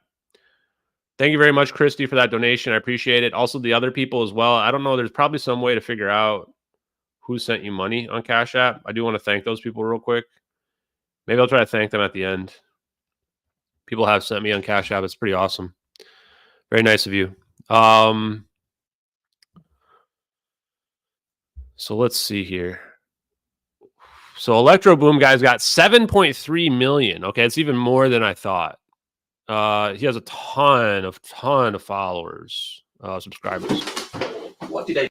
So let's take a look at what his thing would be like. So ElectroBoom guy, Madi, I think is how you say his name. I apologize if I'm not saying it correctly. He was actually one that surprised me. I thought he was going to be like the eevblog guy, and instead he was just more concerned about the situation related to it. I mean, all he has to do is hook up a multimeter to the device and see that it produces Overunity. This isn't rocket science we're dealing with here. And then after he sees it produces Overunity, he can dig around, try to figure out why it can cheat the laws of thermodynamics. And then he can make a video and try to explain how it's possible or whatever he wants to do. I don't care. Stripped Pro has whatever, has 2.7. Sure. Let's see if we can find out. I think he did one for free energy as well. If you guys know what I can search for to find it. Here we go. Plasma and salt and document free energy cleanup. I don't know what that means. Hi, today is the day I will read the last bit of my ideas document and clean it up for. So yeah, so he's got a lot of attitude right away, I can tell. We could show the thing where he talks about how power doesn't work and he didn't seem to know how that works correctly, but I'd like to see if he's got one where he has got a free energy device that we could look at. But in the end, he would be somebody good as well because, oh yeah, how wrong is Vertasium? A lamp and power line story. Okay, I think we are going to look at this. Hi, Derek of So this is already pretty bad, right? Like, how wrong is Vertasium? You know, like, not really the best way to start. Vertasium made a video where he steps into my territory, electronics, and poses a question at half a second, 1 second, 2 seconds, 1/c seconds, or none of the above for the lamp to turn on. C is the speed of light, and 1/c comes from the 1 meter distance between the wires over c meters per second. And so the value of 1/c would be the value of time per second. We also make some assumptions. Like the wires have to have no... that can be incandescent or LED. I understood when he said... And the light bulb has to turn on immediately when current passes through it. He meant the light turns on at any current level immediately. So he didn't say that. That was the thing. So this was the thing that Vertasium corrected him on. He didn't say that the light turns on at any current level. He says that it produces energy and that the energy is flowing not through the wires. So he's already misrepresented the argument here, and this is what Eric corrected him on. Which means there are electric fields across the switch contacts, which pull... Oh, yeah, and then he made this false statement here as well, where this is why we have to be careful with the debunkers, because then he makes false statements like he did right here as well, where he was arguing that it was leakage current, that the current was sifting through here, and that's what was causing the light to turn on. He turned out to be 100% incorrect around that as well. So the problem with a lot of these guys is that they just don't even understand how power works. And they claim to be experts with like 7 million followers. So we already got 2 things wrong. We were only like 3 minutes into this video. Power 100% does not flow through wires. Derek proved that in his video. And Mehdi here didn't seem to understand it. And he tried to blame it on things that were incorrect. He tried to blame it on leakage current. And he tried to blame it on a misunderstanding of how much energy was flowing to the bulb. So... pretty wild that he got, like, you know, this is 7 million followers, getting some pretty basic stuff. Electrons will jump the gap and result in an extremely small continuous leakage current. Derek... Yeah, see, so then he's talking about leakage never said there is no leakage current, and it is a real thing. Yeah, leakage current's a real thing, but that's not what's going on in that video. So this is part of why you have to be concerned, because what's going to happen here is that... And now you guys see, like, this is fact-checking stuff, right? This is what Mehdi's doing here, is fake fact-checking. He's ignoring the actual arguments. He's misrepresenting the arguments. And then he's misunderstanding what's going on as well, all at once. And that's some pretty big red flags. And this is why you don't open source it, because the moment you open source it, now people are going to make videos like this, misrepresent it. Now I've got to go make counter videos like Vertasium did. Now I've got to go make some models and all this other bullshit, right? So... this is why I thought he was going to be somebody that was going to be more dismissive, but actually he seemed like he might be open to it. Light turns on at any... Yeah, power does not flow through wires, but it is more like guided. I would say the power lines are a conduit, is how I would describe it. Current, so it's always on, and I win. Okay, well, now let's skip here. I don't care about the short review of that. Well, actually, let's... video clarifies better. That they are pushed or pulled through a continuous conducting loop. Well, in a closed circuit with no capacitive or inductive breaks, they are running in a closed loop. And that they... So he also didn't seem... doesn't even seem to understand that, like, how fast the electrons are moving either. Dissipate their energy in the device. They do help dissipate the source's energy into the load. Those analogies can make sense, so I don't think calling them lies is accurate. Yeah, let's see what he's got. So the pointing vector, he's explained the pointing vector. We already know the pointing vector. Let's watch this part. Energy at the same strength. We know that in a straight wire, the magnetic field strength is reversely proportional to its distance from the wire. So a field 10 centimeters away is 100 times weaker than a field 1 millimeter away from the wire. Yes, maybe the electric fields are kind of uniform between the wires, but the magnetic fields are much stronger closer to the wires. So especially for DC, the energy flow looks more like this, with energy much... And no one's arguing that. Electrons that carry the energy. Again, the frame of reference is important. A counter argument is the frame of reference is important. Already in Derek's video. The current inside the wires creates a magnetic field outside the wires. So if flow of electrons creates magnetic fields, then why do we say inside the wires, electrons just oscillate back and forth, but they do not carry the energy? Yes, fields carry the energy, but the current inside the wires creates a magnetic field outside the wires. So to conclude that, but what we've learned in this video is it's not really what's happening in the wires that matters. Directly contradicts with... That does not contradict what he said. The current inside the wires creates a magnetic field outside the wires. Electric fields are an inherent property of electrons, or protons for that matter. So now he's misrepresenting another argument here. So now I'm not sure I even want to talk to him, because he's been dishonest like 3 or 4 times in this debunk video already, which is pretty embarrassing for Mehdi, that he doesn't understand that power doesn't flow through wires here. Like, the whole point is the fields are creating the flow of power, and the fields are not flowing through the wires. The power field is flowing directly from the light switch to the bulb. And that's how it's able to jump the gap, so to speak, that's on there. And then he just misrepresents it, and he's trying to like reword it in a way where he can try to rationalize how he thinks it's still flowing through the wires. Yes, we understand that electrons are what's creating the electric and the magnetic field. That's what the pointing vector is all about. And that pointing vector creates the field going directly from the battery to the light bulb. Creating electric fields around the wires. Motion of these charges creates magnetic fields around the wires, and then the fields carry the energy. So to say, it's the fields and not the electrons that carry the energy. Sounds inaccurate. Sounds inaccurate, he says. Sounds inaccurate? No, it's 100% accurate, man. Once again, the experiment speaks for itself. You can literally just tell based on how fast the light switch were to turn on that it's clearly jumping the gap. It's clearly not going all the way around the wires, Mehdi. So this is part of the reason why, like, we can't really take a lot of these guys too seriously. And this is why, for anybody out there who is doubting why we're not open sourcing and showing the world, because I don't want to deal with a bunch of morons. I don't want to deal with a bunch of morons who don't know how power works and then try to misconstrue every single argument, right? And try to come up with some weird rationalization and, you know, Facebook fact check version of why they think it doesn't work. You know, he is entertaining for sure. But yeah, so those are some examples I wanted to give you guys just so you guys can understand what we're dealing with here. It's pretty wild. Like, these are people, by the way, who have like literally millions of subscribers. You know, the first two we looked at each have 1 million. And Jeremy, I think Jeremy Fielding's probably the one I would want to talk to the most about these. And this is why, like, I don't bother with trying to prove it to the world. I'm just going to sell it to people that know that it works and want to have an Overunity device. Everybody else can just start to rationalize and cope however the fuck they want to cope with it.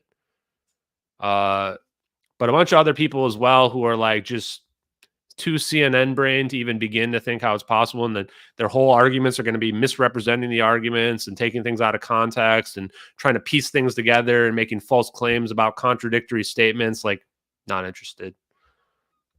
So the way that I would deal with somebody like Mehdi is I would put him in touch with my entity, and then we'll work through what the criteria would be for it to work so that there can't be any distortion after the fact. I would probably record him as well to make sure that he can't do any of the bullshit that he did during that video, because that's wild. Like, Derek proved 100% that the power is not flowing through the wires.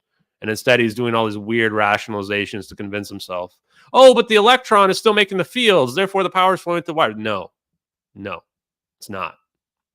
If the power was flowing through the wires, it would take the speed of light times the distance in order for the light switch to turn on. Simple as that, or for the power for the lamp to turn or bulb to turn on.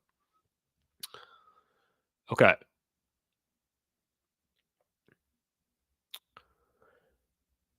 Let's see, guys. Okay, you guys ready for the next thing?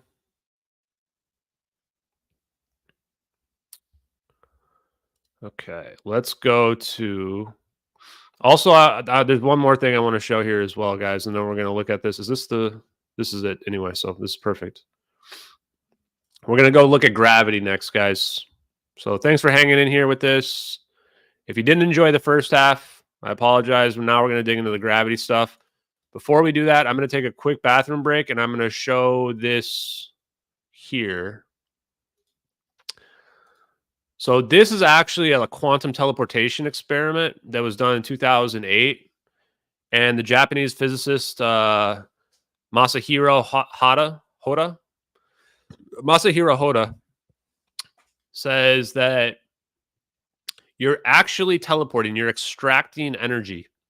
Now, popular mechanics is arguing that this is basically pulling energy out of thin air. And this is important because this concept, although it's technically quantum teleportation, says when Hoda debuted his theory more than a decade ago, it wasn't met with much fanfare. Pulling energy from the quantum vacuum wasn't considered a realistic equation, but every vacuum still has some sort of fluctuations in the quantum fields. And pulling energy from nearby into the vacuum and then using that energy was something in the realm of reality known in the teleportation concept. So then Hoda's research led him to negative energy, which he believed wasn't an independent action. Then he researched the quantum vacuum, which he believed, based on calculations, he could actually fluctuate within quantum fields, allowing energy to move between two areas. So he's basically talking about extracting quantum energy here, or energy from the ether, if you want to consider it that. There is an ether. I mean, that's where this energy is coming from. You want to call it quantum fluctuations in the vacuum, call it whatever the hell you want. I'm going to call it the ether, just so that we're all on the same page. And this is real physics, not science fiction here, guys. So I'm going to leave this up for just a minute while I go to the bathroom. I'll be right back in 1 minute as well. Yep, negative energy can generate the Casimir effect. Guys, the reason why I'm not worried in terms of the science is that anytime anyone questions it, I just say, where do you think the energy comes from for the Casimir effect? You put two plates together and they attract. Where is that energy coming from exactly? Where is the energy for the quantum fluctuations coming from? Where are virtual particles coming from? This is all you have to say to any physicist. Doesn't matter how much degrees they have. I would tell Eric Weinstein, and he's not going to be able to answer the question. He's not going to be able to answer the question, guys. This is how you can shut down anybody. This is why I'm not afraid of scientists and talking to them. Because I literally have questions that they can't answer that the theories that we've put forth do answer, and they can't answer it. The same thing. It's the same thing I do with debunkers on the MH370 stuff. You just ask them questions, and they have to say, "I don't know," right? Like, who's the hoaxer? Same idea here, guys. I'll be right back.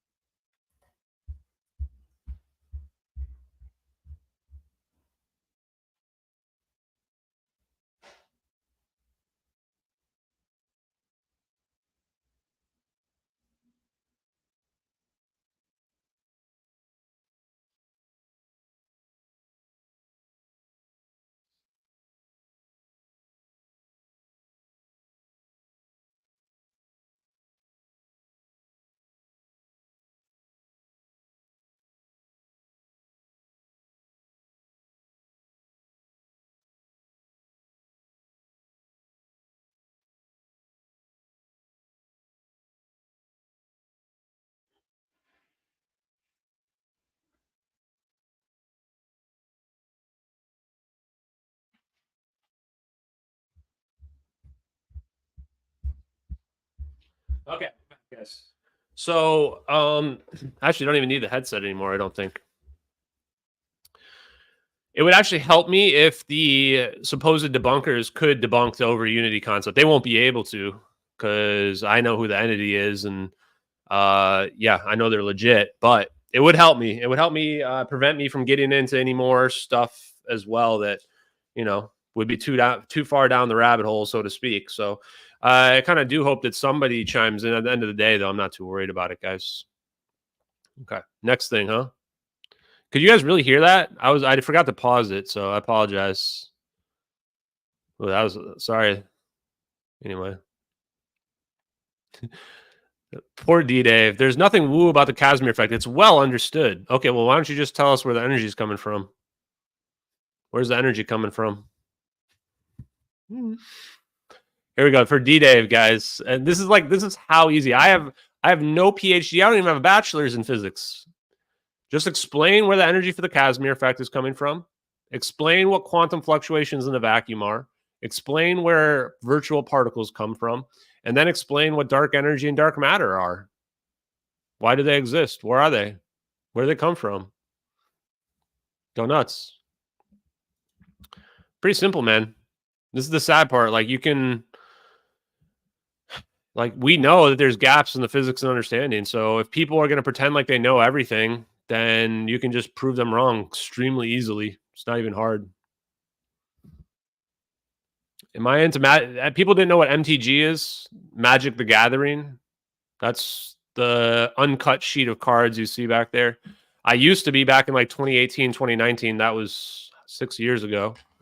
I was only into it for a little bit, but I did enjoy it a lot. It was fun. The device does make some small noise, so when we video the device, then you'll be able to hear how much noise it makes, but it's a small amount. Small amount of noise. It's got moving parts, so it does make some noise. The energy is from virtual photons. Oh, well, Dave's got it all figured out. The energy from the Casimir effect is from virtual photons. So where's that coming from, Dave? Where's the energy from virtual? What the hell is a virtual photon, and where does that come from? Yeah, like, do you just realize you're just literally making up terms? Just making up magical terms to explain stuff you don't understand? Like, physicists don't even, like, this is how easy it is to debate a physicist. Okay, where's the virtual photons coming from? Where does their energy come from? Like, it's just so simple, man. They exert a force. How are they exerting a force? Where's that energy coming from? Where is the energy coming from specifically? You can't just make up something called virtual photons and then just say it's just magic. It's just magic.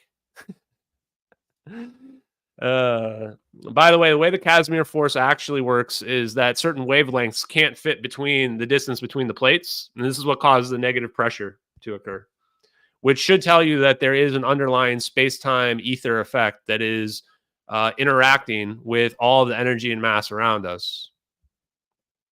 So, pretty funny, right, guys?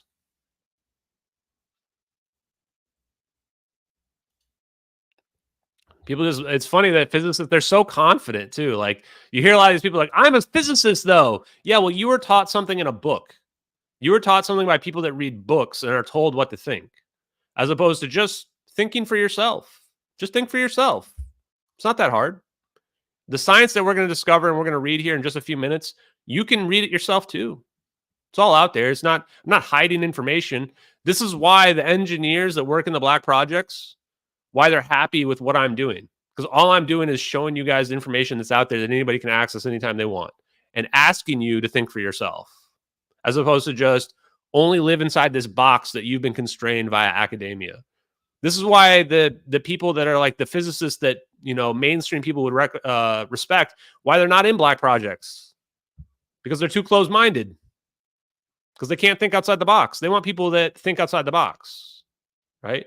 And we don't need to dig on Dave too much, but it's important to prove a point, right?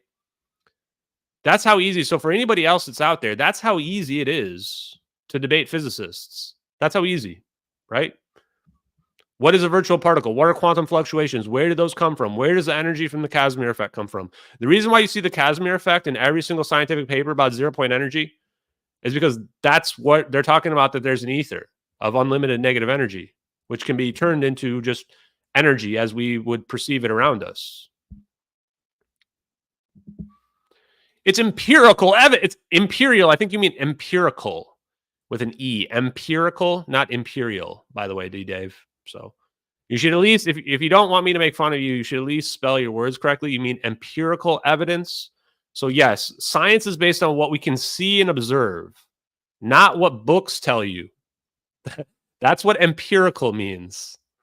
So once again, we know the Casimir effect exists, and this is the same thing where I'm saying, just look at the Overunity device, and you're going to be able to read the meters, and you're going to be able to see the empirical evidence that it actually works. Right? I don't think you're going to win the world. That's what I want people like D-Dave, and I don't mean to make fun of you, D-Dave, but this is what I want you guys to understand. When it turns out that Overunity is possible, what I want you to understand is that you get lied to by the authority and by the books and academia on a daily basis. And I want you to question everything.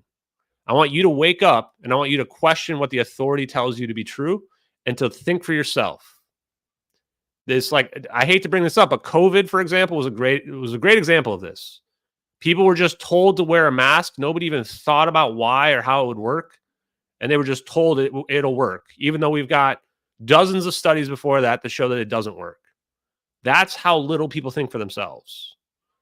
So, and if you want to wear a mask, that's great. Wear a mask, brother. I really don't care. I just want people to think for themselves. Okay. Next thing, guys. Here we go. The droplets. Oh, no, the droplets. The best part was they claimed that the mask would stop the droplets, and then they had to admit that it wasn't a droplet-based virus, that it was an airborne virus. Those are two different isolation precautions. How do I know? Because I've been in healthcare for almost 20 years, right? It's airborne. And if it's airborne, it goes directly through any masks. 1 times 1 equals 2, chat. Okay, I'm excited, guys. Yeah, I do need to be careful about the... You get dinged for the fact checkers are going to come after you for medical misinformation if you tell the truth. It's ridiculous, man. Okay, let's get into the fun stuff, chat. Okay, so this paper, I read this paper. We're going to read through the whole paper because it's awesome, and I feel like I have to read it down for you guys. So I don't want to waste any more time. Let me take one more sip of this, and then we're going to run through it.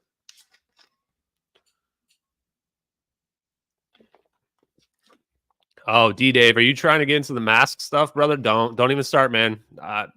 If you think I clowned on you bad with the physics stuff, bro, I've been in healthcare for almost 20 years, man.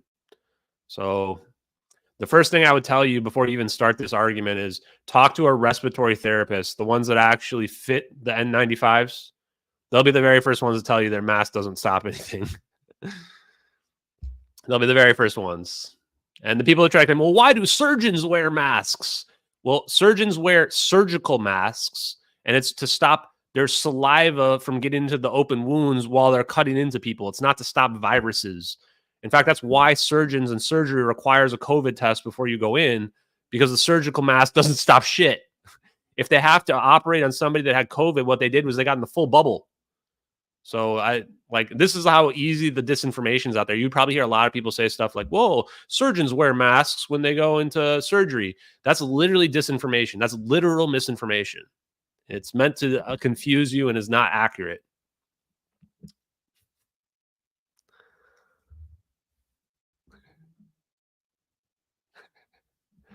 And for the record, I'm not afraid of physicists and I'm not afraid of doctors. I've literally dealt with doctors my whole life. A lot of them are just as ignorant as some of the PhD physicists and stuff like that as well. The same problem permeates all throughout society, is that people get told something by the authority and then they just believe it to be true without doing any critical thinking whatsoever. Worse for doctors, because they are actually afraid of losing their licenses. So they will just do whatever the CDC tells them, no questions asked. Like how they started just writing COVID down on anybody that died, even if it didn't have a lab test. It's wild, man. His friends are doctors. It's like his friends are doctors. That's like the I'm friends with black people argument, right? Some of my best friends are black. Crazy, man. Okay. Sorry, guys. We're going to give me 1 sec. I do have to close this shade. It's a little too bright.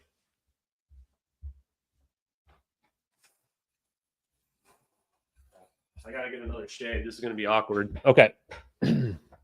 I know a lawyer. Okay, guys, let's talk gravitational waves. So Bob Baker, if you don't know Bob Baker, Robert ML Baker Jr., This looks like something related to the MITRE Corporation. I think that there's something, I don't know about UFOlogy, but I've heard their name several times. So abstract, the history of gravitational waves is traced from the origin suggestion of Jules Henry Poincare. I don't know how you say a French name like that.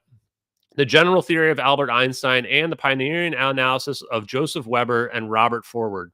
Today, we are discovering new means to generate and detect high-frequency gravitational waves in terrestrial laboratory due to technological advancements, the validation of Einstein's gravitational wave theory by Halsey and Taylor, for which they received the Nobel Prize, and the studies of possible relic or primordial high-frequency gravitational waves to be detected in the cosmic background, and other celestial sources of much lower frequency gravitational waves are discussed.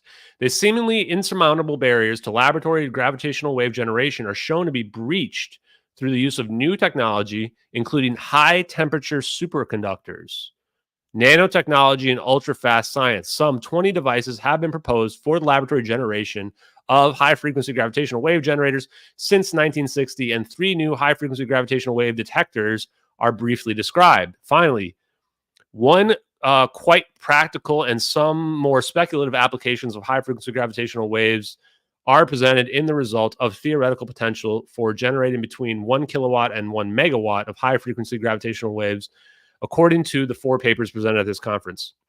Okay, so before I dig into that, what I want to show as well, where's the science? Here it is. We have one more video I want to show. I'm going to describe something here to us as well. So the difference here is that there may be 2 types of gravitational waves. There may be high frequency and low frequency gravitational waves, and they might be based on AC versus DC power sources. So what I mean by that is what I've interpreted from this is that, and somebody else, I think it was Mr. Wolf, I think he changed his name on Twitter, had pointed this out to me.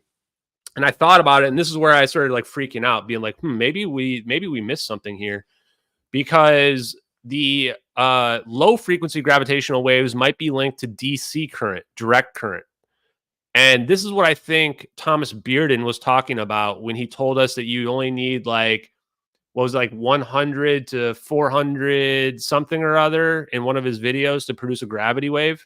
I think he was talking about low frequency gravitational waves. Also, LIGO can only detect low frequency gravitational waves. It's not detecting high frequency gravitational waves. So this is right as well, and this paper is going to talk about that. Yeah, okay, there was 100 to 400 hertz. Thank you, JK Philly fan. I knew you'd remember. And so if potentially we built a detector, if we wanted to see like other civilizations that are using high frequency gravitational waves, we need a different detector. Now, after I read this paper, what I realized is that I think that the Antarctica, maybe the ELF, or even the ice cube neutrino detector, these might be high frequency gravitational wave detectors. I don't know that for a fact. I'm just speculating, highly speculative. But I am sure, even without knowing, that we must have some high frequency gravitational wave detectors in the US military.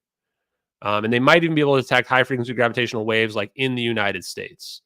So this paper is going to get wild, chat. This is going to get real wild. Now, before we get to that, I want to show you how an AC generator works. This is also thanks to JK Philly fan. Oh, hey, Gabe Grayson, thank you very much for the super sticker. I appreciate it. And if you guys know information about this, if you have inside info, put it in the chat. I'll try to read it, keep up with the chat. If I miss it, just post it again.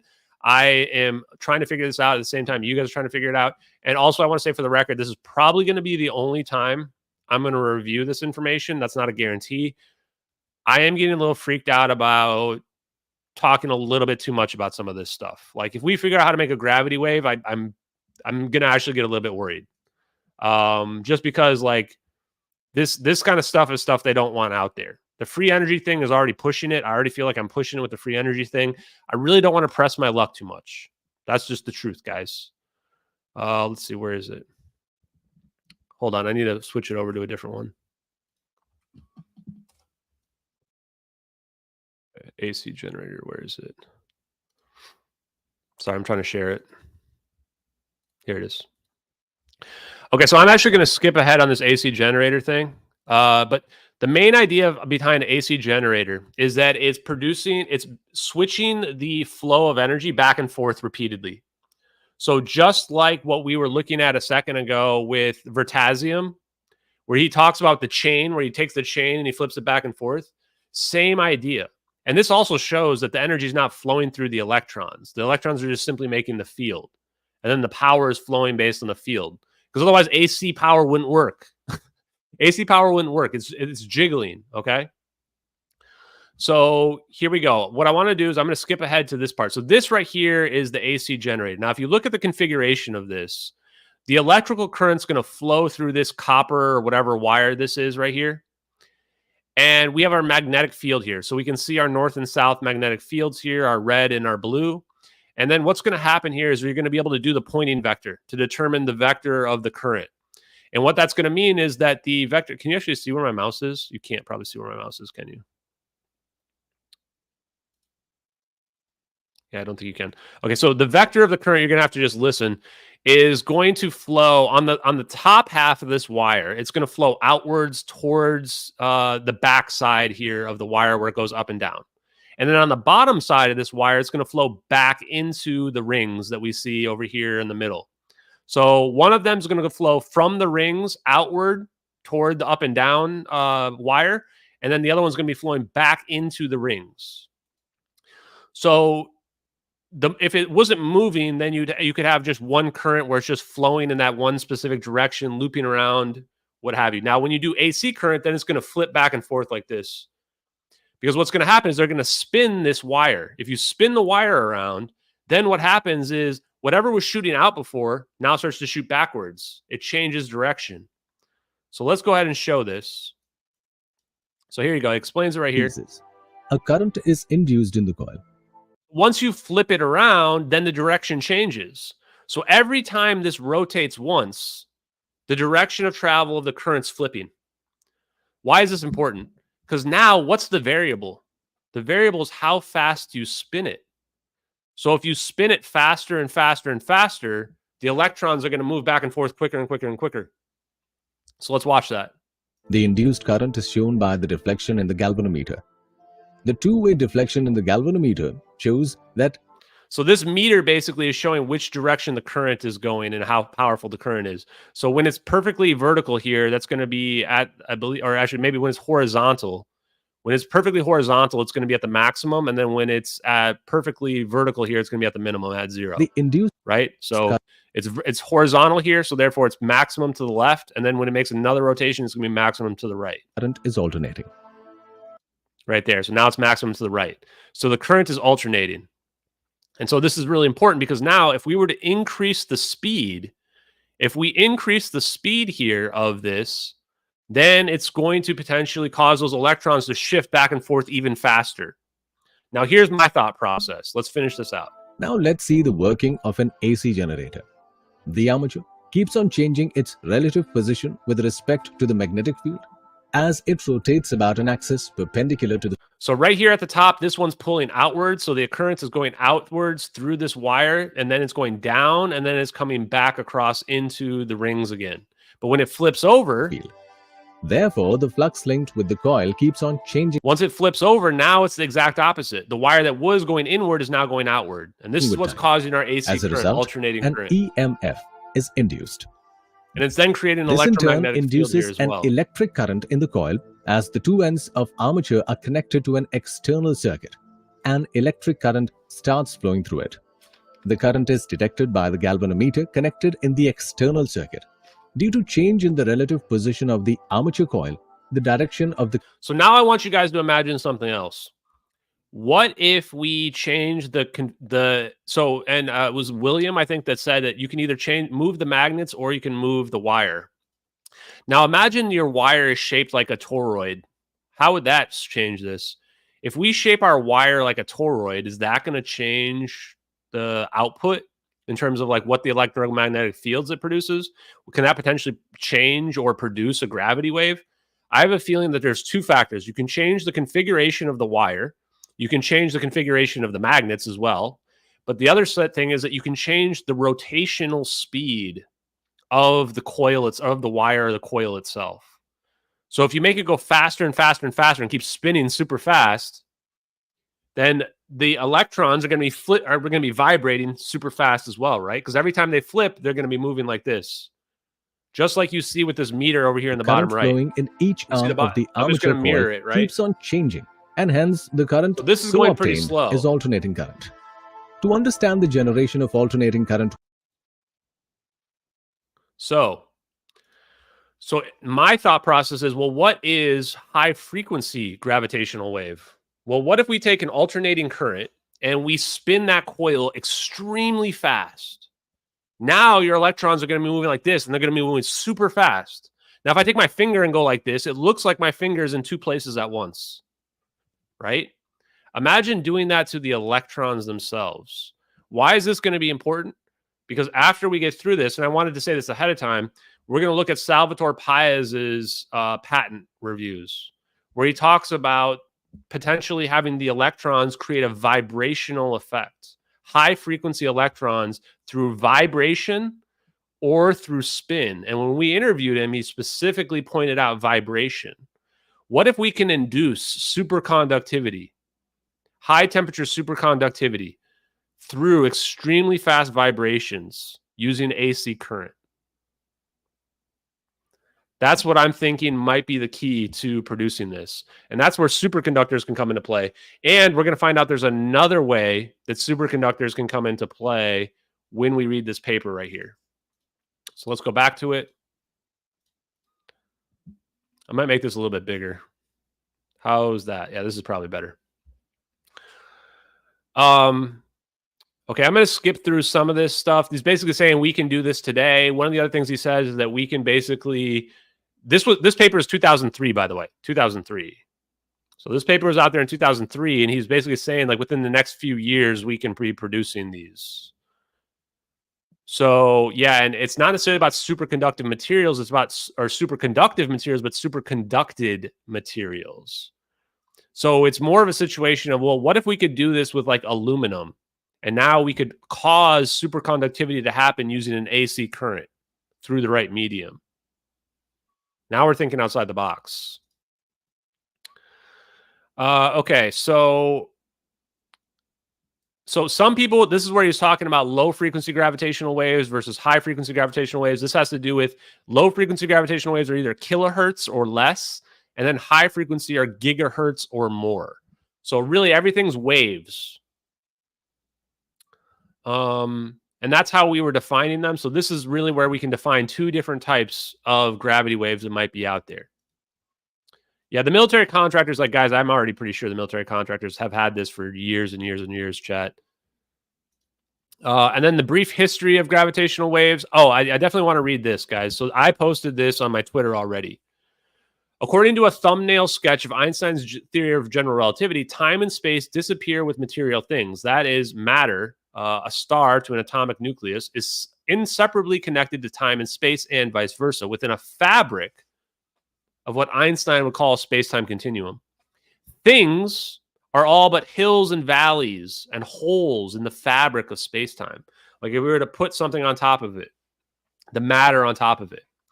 This is a very exotic concept, and most of us are hard-pressed to visualize it. It is not in our range of experience. Nevertheless, let us look at the simple example. Consider two explorers starting off at different points on the equator and heading due north. As they proceed north, they will get closer together. In a sense, they are attracted to one another. This attraction is really a property of geometry. Geometry is everything. We observe that the planet Mercury's perihelion, closest point to the sun, is shifting, and that light is being bent by the sun's gravity. But it's all geometry, like a bowling ball in the middle of a rubber sheet with a baseball rolling around it. It's like a roulette ball that never comes to rest. Now, this should be obvious if you watched the video I posted about gravity. In fact, they used this exact example from Bob Baker. Keep in mind, this was 2003. So once again, we know that there's curvature to the Earth because you can stand anywhere on the equator and you can head straight north and you will intersect. And if you were to put those people next to each other, they would appear to be walking parallel to one another, but they're not. They can walk parallel and we can intersect. That shows curvature. So if you want to debunk flat earthers, that's the only thing you have to say. That debunks flat earth right off the bat. Simple as that. I had somebody try to argue that no, well, technically they're not moving in parallel lines. Well, you could literally measure it, and you'd be able to measure that they're parallel when they start, and then they would intersect. That 100% proves that the Earth is curved. Whether or not people want to understand that, that's up to them, guys. That's all you have to do too. That's the 100% foolproof way to debunk flat Earth. Simple as that. But what are gravitational waves? Please see figure 1a. Let us first consider that the only truly visible waves we perceive are water waves. Such waves are disturbances or undulations in a medium, the water. They exhibit an amplitude or height and a frequency that is dependent upon the time between the passages of the wave crests by some point. And they propagate with a speed across a fluid surface that is variable and depends on a number of factors. They can be sensed, for example, by the motion of a buoy or a leaf on the water. Although we don't usually see them, we are also familiar with sound waves. Such waves propagate as compressions and rarefactions in a gas medium, usually air. They have an amplitude according to the strength of their compressions and rarefactions, a frequency that is related to the time between the passages of the sound wave front by some point, and a speed that is variable like water waves. They can be sensed by, for example, the motion of a diaphragm in a microphone, what I'm speaking to right now. We also have some familiarity with electromagnetic waves like radio, microwave, light, X-rays. Such waves seem to be more sophisticated and depend upon propagation of undulations in the electromagnetic field that also exhibit a frequency like other waves, but according to Einstein, propagate at a constant speed. Also, there is no true medium for electromagnetic waves, although at one time, prior to the famous Michelson-Morley experiment and the acceptance of Einstein's special theory of relativity, most scientists thought there was a medium called the ether. EM waves can be sensed, for example, by the motion of electrons in a photocell. I would guarantee that Bob Baker believed in the ether. He's being somewhat coy here. The only reason why you would even add this, sentence right here is that he's giving people a hint. He's telling them everything requires a medium. So, of course, EM waves are also going to require a medium. So this whole paragraph is saying water waves require water, sound waves require air, electromagnetic waves, they require the ether. So pretty important. Yeah, you should have added a little winky face. And then he has this amazing illustration, absolutely phenomenal illustration here. Water waves, we can see the frequency, we can see the velocity, you can see how they're generated, how they're sensed. Sound waves, we can see that they travel through air. A tuning fork can produce them, speaker, your mouth. The microphone is a sensor, the ear is a sensor. Electromagnetic waves, we can use a microwave dish, we can use electric light. We can see it from an X-ray star, and then we can use some of the same things to see the light. The eye sees the light. A microwave dish can receive an electromagnetic wave as well as transmit the electromagnetic wave. And then gravity waves is the space-time continuum. So the way he's describing here is that you can see there's more density here. This is where Roy D. Herbert would talk about inertia and why it's like a river. So imagine gravity wave like a river. On the edges, you're going to see the water flowing towards the edges. And in the middle, it's going to look like it's just, you can't even see that it's moving, essentially. Same idea here as well. LIGO has already proven there are gravity waves, 100%. But LIGO is only detecting low-frequency gravity waves. He talks about that later on in this paper, by the way. Like literally that. I strongly recommend, Ryan says, I strongly recommend people actually read Einstein's work as well as the original Kaluza-Klein and others. Exactly.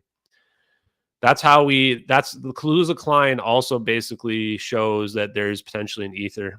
So it's funny that we've just forgotten this. This is why I'm not afraid of physicists. Like, I know all the right things to say, you know?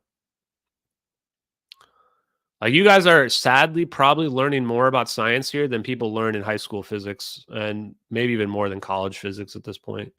It's sad but true. Okay.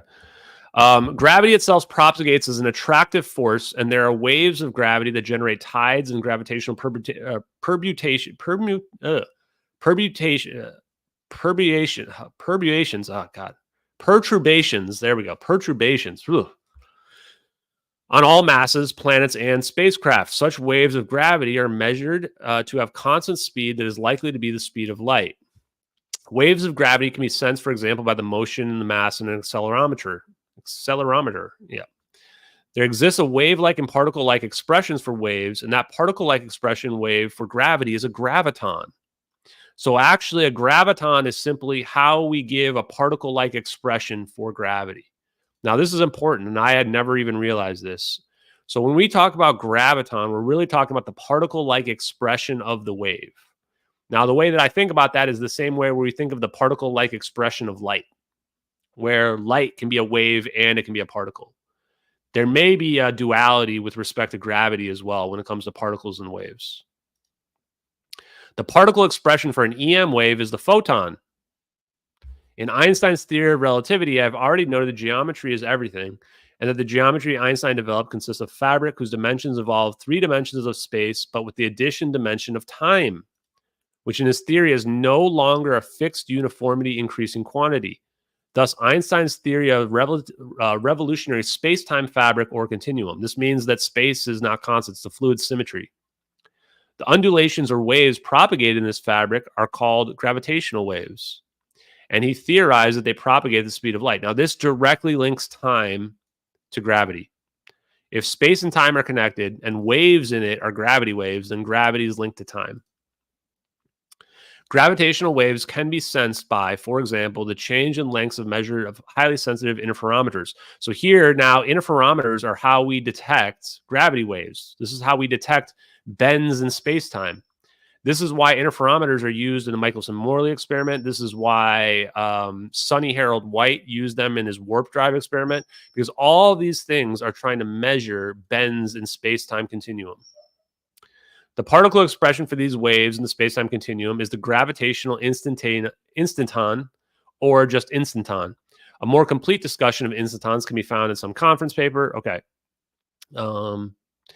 In the 1960s, there was a bunch of skepticism around gravity waves, and then eventually people became realized that they were real, and now they've been widely accepted. And now it's in the 2000s and what have you. We've had LIGO has seen them, and we now actually looks like maybe 1993. 1993 is when Hulse and Taylor were able to see binary stars, and then they were able to measure or observe gravity waves, and that's when we now realize that they must be real. Almost immediately after that revelation, many proposals were brought forward to try to detect celestially generated gravity waves. One of the most famous is the Laser Interferometric Gravitational Observatory, or LIGO. So if you didn't know what LIGO stands for, now you do. There it is. Laser Interferometric Gravitational Observatory. That's what LIGO is.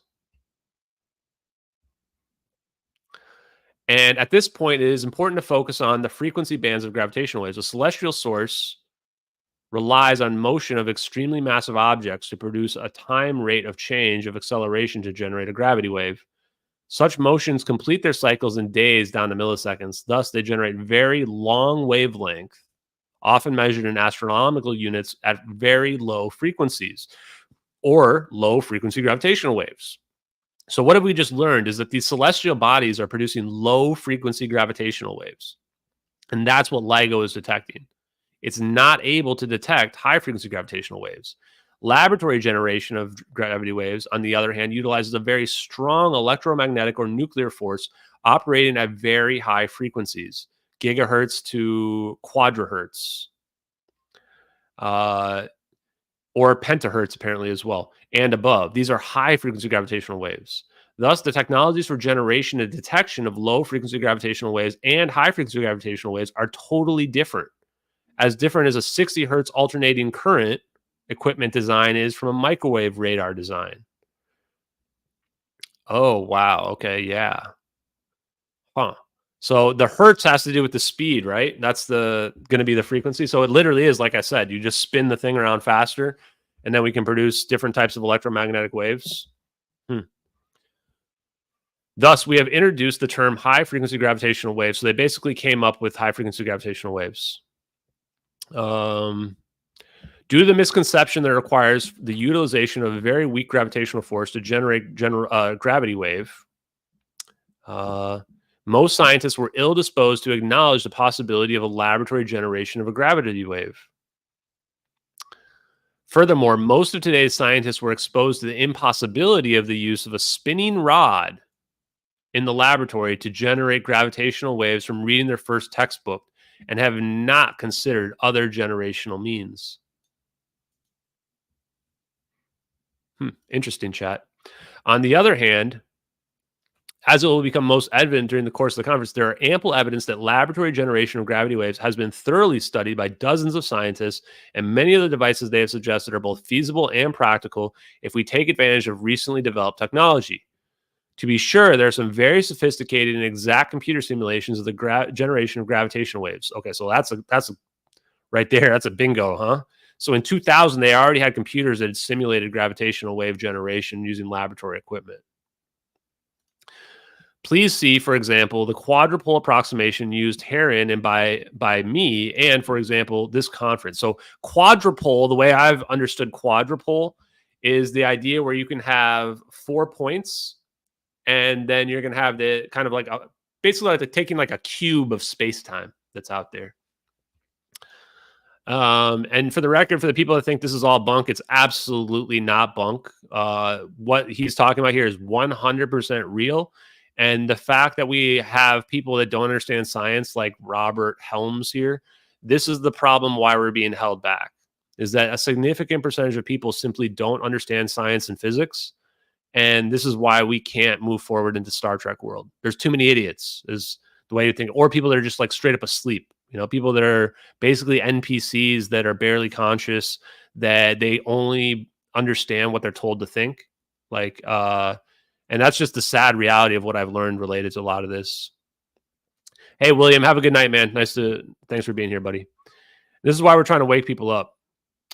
Yeah, John B, take it easy, man. Peace, guys. Now, a lot of them aren't paid disinformation agents, but some people will happily lie to a camera. Furthermore, most of today's scientists were exposed. Oh, okay, I already said that part. On the other hand, oh wait, I already said that as well. Oh, there's ample evidence the laboratory generation of gravitational waves have been thoroughly studied, and they suggest that they're both feasible and practical if we take advantage of recently developed technology. To be sure, there are some very sophisticated and exact. Oh, I already said that exact computer simulation thing. Okay.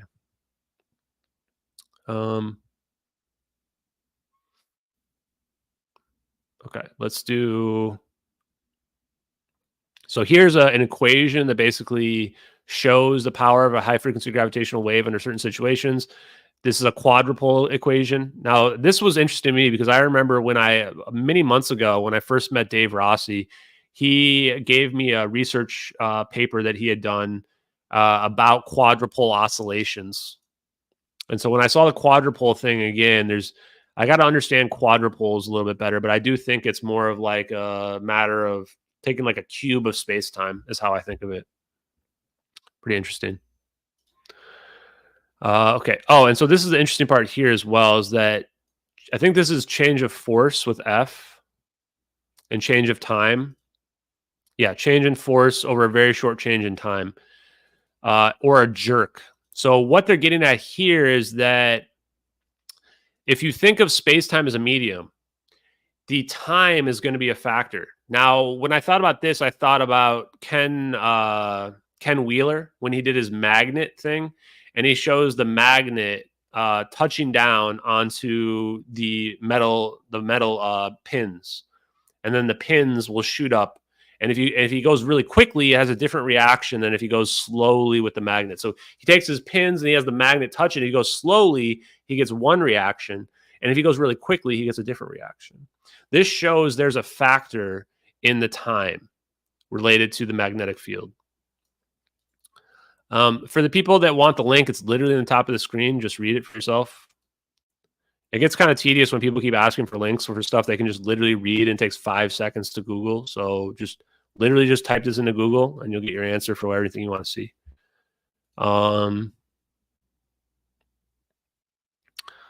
So this is basically talking about that there's this jerk reaction. and the radius of the gyration of the system of masses. So now if we think about the MH370 videos, we can start to understand that they're creating a gravity wave in those videos. So the gyration is going to be their harmonic movements around the plane. And then how fast they converge is going to impact the jerking of it. So you can imagine that if you converge extremely quickly, you're going to have a different jerking than if you converge a little bit slower. So right away, this is where I started thinking about, okay, wow, this is like helping to explain exactly how the orbs are able to create a gravitational wave. And I think somebody just said frequency limit, propagation limit, something other. Yeah, but I think something like that. Sure.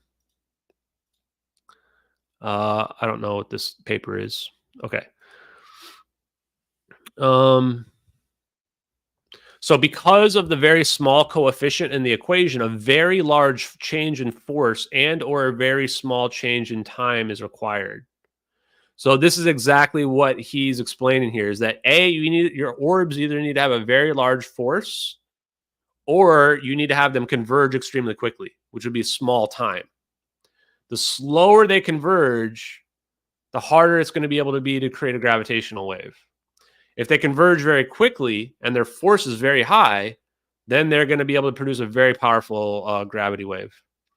A large change in force implies the use of strong electromagnetic or nuclear forces rather than weak gravitational forces. The electromagnetic forces are 10 to the 42 to the 10 to the 44, which is a very big number, stronger than the gravitational forces. So you're going to use an electromagnetic force to produce the gravity wave.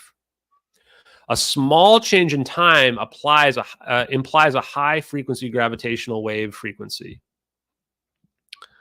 Together, they result in a very large jerk. Now, again, what's the jerk, guys? Now we're starting to understand why Dave proposed the idea of the fourth orb. Because now when the orbs are converging, that's the jerk. That's the jerk that's happening. They're mapping the plane to figure out how big the jerk has to be. And then when the jerk happens over here and or let's say over here and the orbs converge, now the plane teleports over here. It's a gravity wave. And what's the difference? The gravity wave is essentially a wormhole. You're just 2 points, snapping between 2 points in place and time basically instantly. Yep, the gravitational jerk seen as the orbs converging. The orbs converging are inducing the jerk. That's what this paper is saying. How crazy is that, chat? Yet another paper that literally explains what we're seeing in the videos. There you go, right there. The engineering challenge is to create a very strong high-frequency jerk of, say, electrons in a superconductor or in the walls of a resonance chamber, a piezoelectric crystal, or the coordinated jerk of micro and nano machines or small magnets without generating too much heat or disruptive accelerations or overpowering electromagnetic radiation. 7 papers at this conference address the engineering solutions to this challenge. Guys, that's the secret sauce. So if you want to know why I'm not going to review a lot more gravity stuff after this, because I'm already starting to get very afraid here. The engineering challenge is to create a very strong high-frequency jerk, say, of electrons in a superconductor or the walls of a resonance chamber, a piezoelectric crystal. Does that ring any bells, chat? Piezoelectric high-temperature induced superconductor? Who has a patent for that? Oh, Salvatore Pais does. What else does Salvatore Pais has a patent for? A high-frequency gravitational wave generator.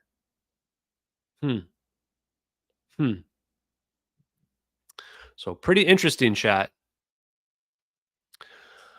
A word about the term quadrupole is in order. One of the basic physical processes for generating a gravitational wave is third or higher time derivative of motion of a mass, termed the jerk. So that's the force divided by the time, where F is, again, an increase in force F on the mass carried out over a small time interval t. That physical process produces a gravitational wave with a power given by, for example, the quadrupole approximation, equation 1. As already noted, it was derived by Einstein, or it could be directly determined from the spatial and general relativity equations. The quadrupole is the lowest order solution to the gravity wave propagation problem, and mass motions that have quadrupole moments are most effective gravitational wave generators. That is, the quadrupole itself is not the physical process at all, but only one means of establishing the power of the gravitational wave in its lowest order solution. So basically, they're trying to say from the equations and what we have available to us, how do we bake our cake to be able to produce our gravity wave? We use our electromagnetic fields, we use a force, we use time, and we jam that together, and we can produce a high frequency gravitational wave.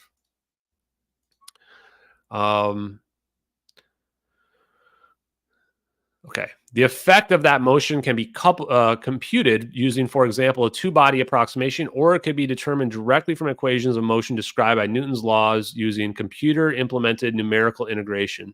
The two-body motion is the lowest order solution. In that case, a nuclear reaction generated a gravitational wave in which a nuclear particle is ejected from the nucleus like a small rocket. This makes me wonder whether or not a nuclear bomb is creating a gravitational wave. If a nuclear bomb, when it goes off and it releases the EMP, is actually creating an gravitational wave, then that seems like that could be part of the reason why, UFOs or whatever don't like them.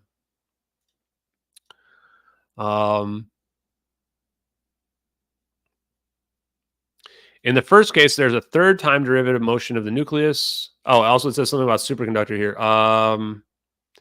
In the case of a nuclear reacted generated gravitational wave in which a resonant cavity plasma beam superconductor, it is like a jerk. In the first case, there's a third time derivative motion of the nucleus.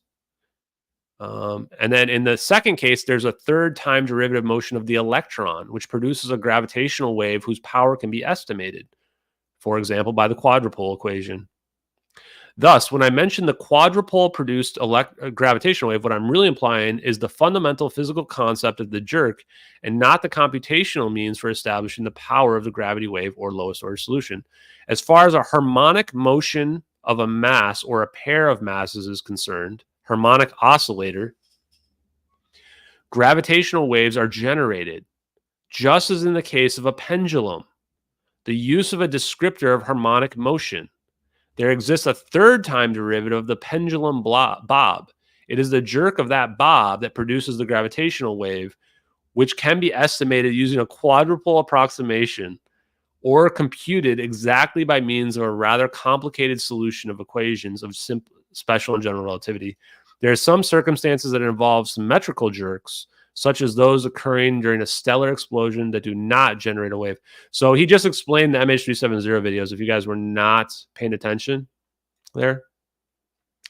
So here you go. This is, he just explained the motion, the harmonic motion. No wonder when I'm talking about superconductive harmonic orbs, no wonder they wanted to talk to me. Like, I hit the nail on the head, chat. I hit the nail on the head. Where's the newest high quality video? Where's my newest high quality video?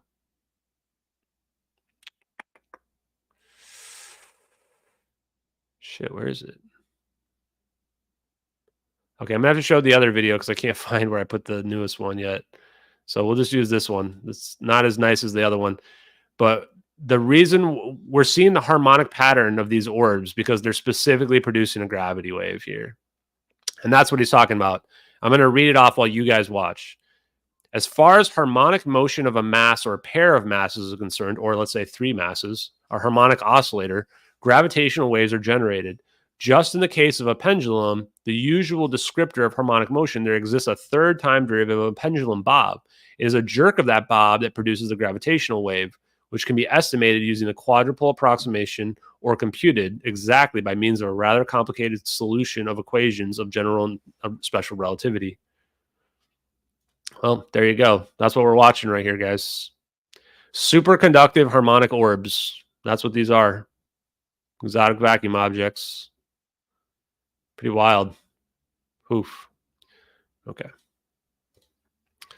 Okay, I want to get to the best stuff down here before we run out of time. Let me just see where we're at. Okay. Oh, yeah. Okay, good. We're getting to the good stuff now. Another thing I like about this paper is it's not like 40 pages long. This is only like 8 pages long.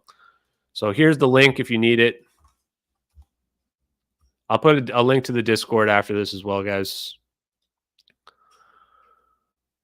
Okay. Let us consider 3 currently proposed detectors of high-frequency gravitational waves. The first one is a space-time curvature detector. So here's 3 different detectors. So now he's just throwing out, here's some detector options to detect a high-frequency gravitational wave. This one's developed by A.M. Cruz of Birmingham University. Interaction between the high-frequency gravitational wave and the polarization vector of an electromagnetic wave is utilized, in which the polarization vector rotates about the direction of EM propagation. When a resonance condition is established with the EM wave, always experiencing the same phase as the high-frequency gravitational wave, sounds like phase conjugation to me, then the effect is cumulative and can be enhanced linearly by repeated EM circuits of a closed loop or waveguide. A prototype detector has been fabricated by Richard Ingley of Birmingham University. The loop is about 1 meter in length and can detect 200 megahertz high-frequency gravitational wave. A smaller loop could detect 3 gigahertz or even higher frequency gravitational waves. If the loop is cooled or coated with a semiconductor, then the device's sensitivity increases. A small probe is introduced into the loop or the waveguide to detect EM polarization that is sensitive to the curvature of spacetime created by the passage of a high-frequency gravitational wave. So there's a detector. They just explained one right there. That one seems kind of rudimentary, but I feel like I can get the job done. Since 1978, superconducting microwave cavities have been proposed as sensitive detectors of high-frequency gravitational waves, as will be discussed by Chincarini and Gem at this conference. The interaction of high-frequency gravitational waves with cavity walls and the resulting motion or jerk induces the transition of some EM energy from an initially excited cavity mode to an adjacent empty cavity. The energy transfer is at maximum when the frequency of the high-frequency gravitational wave is equal to the frequency difference of the 2 cavity modes.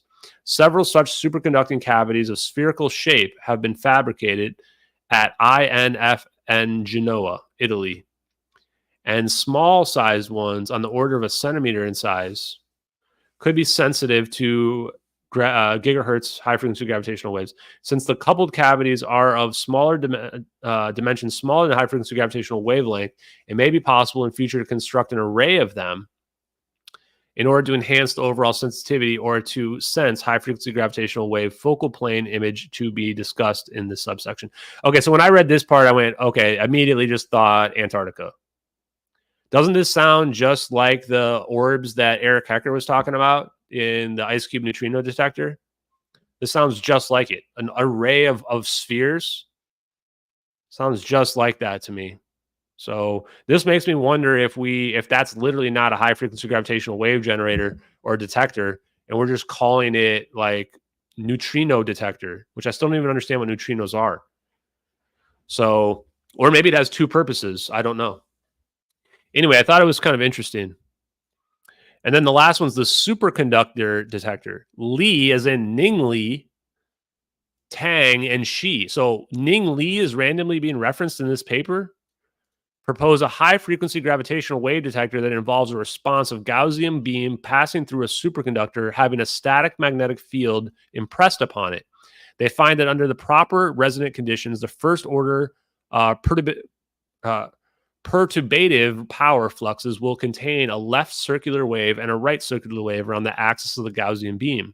For high frequency in the gigahertz to terahertz range, the corresponding perturbative photon flux will be large enough to detect such a high frequency gravitational wave and lead to the very sensitive receivers. The detectors could even be sensitive to extremely high frequency gravitational waves in the, I think it's quadrahertz. Now, this is the fun part, chat. So we got through the hard part. Now we're into the applications. There absolutely is bending of space-time. No doubt about that. Gravity is bending space-time. They're one and the same. One and the same, chat. Okay, now it's going to get fun. Applications. This is my favorite part about this paper, chat. So if you haven't read this, strongly recommend. If you didn't get this, follow through with it. Yeah, Ning Li gets referenced in this paper several times. Just wait for this. Your mind is about to be blown, chat. We are going to do a follow-up on Ning Li's work, because once I saw her get referenced in here, and what you're going to see get referenced in just a minute, amazing. For the engineer, the prospect of the application of high-frequency gravitational waves is more exciting, more compelling, blah, blah, blah. Here's the things that we can do. Communications. As was mentioned, at least 3 high-frequency gravitational wave generators or receivers are under development, and 2 are now functional. What? 2 are now functional? Sorry, what? Together with high-frequency gravitational wave generators or transmitters, 7 of them are to be described in this conference. These detectors can be linked in order to carry information at high-frequency bandwidths. The higher the frequency, the more efficient is the high-frequency gravitational wave generator. A rather complete analysis was done by this paper. Like the gravitational field itself, gravitational wave passes unattenuated through all material things and can, for example, reach deeply submerged submarines. So he's talking about using this for a communication capability to message down to submarines, because it just goes right through the water with no interference.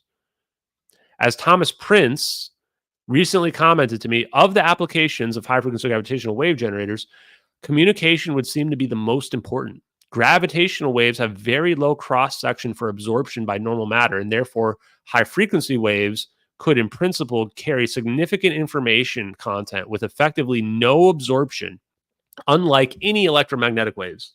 Such HFGW communication system would represent the ultimate wireless system, a point-to-multipoint quadrihertz communication without the need for expensive enabling infrastructure. That is, no need for fiber optic cable, satellite transponders, microwave relays, etc. Antennas, cables, and phone lines would become a thing of the past. What? What the? Antennas, cables, and phone lines would become a thing of the past. We can just transfer huge amounts of information using gravity waves. I didn't even know this was a fucking thing, chat. I didn't even know this was a thing that you could do. And Bob Baker is not joking around with this. So now you can realize that we possibly are already using communications with gravitational waves out there. We have gravitational wave communication systems, and the public has no idea. Public has no idea. Ridiculous, man.